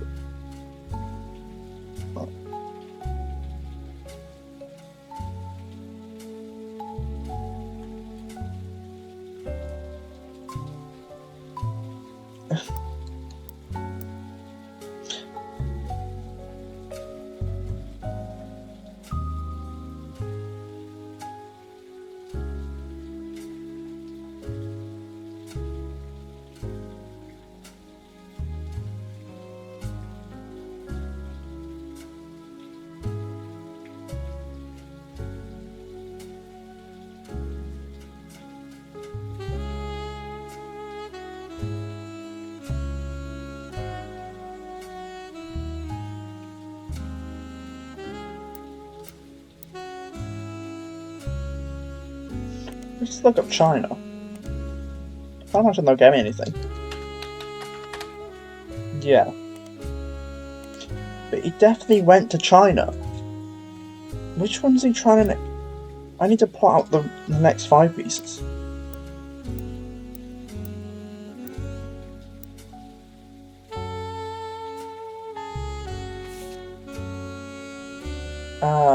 Which one's Guy? Start of 1978.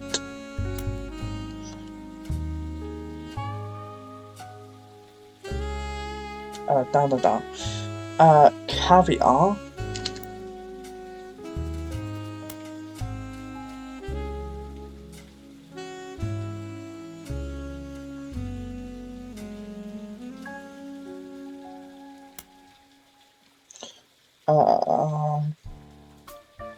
Butterscotch.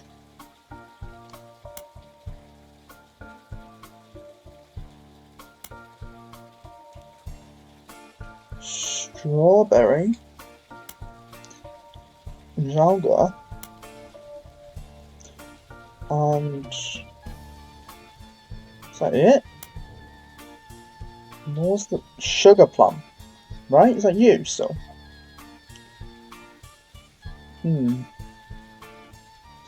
Time to decipher this. Susan.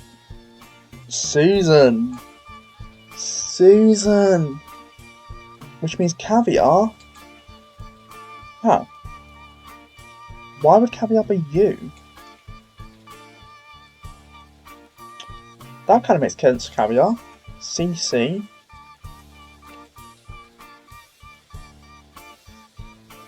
But does that make sense for Susan?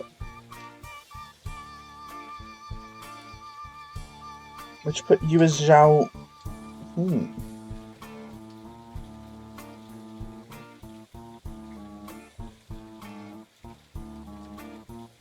Why would you be butterscotch? And why would you be caviar? Why would they be switched otherwise? Like...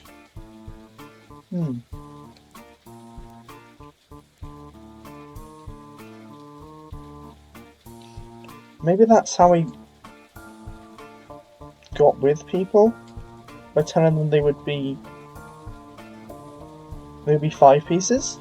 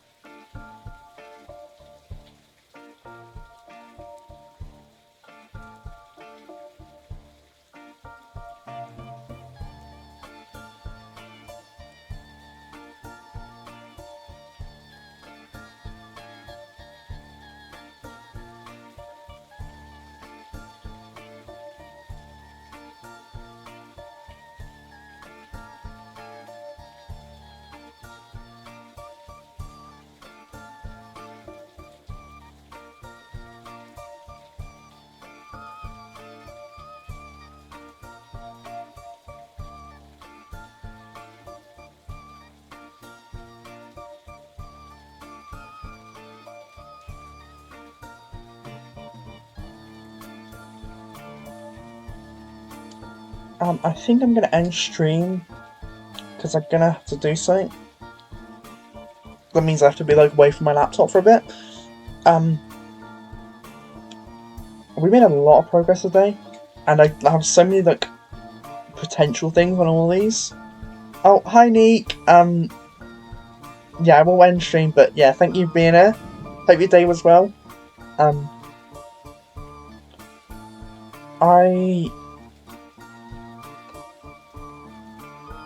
Yeah, I'm gonna raid Pimo, because he's live, and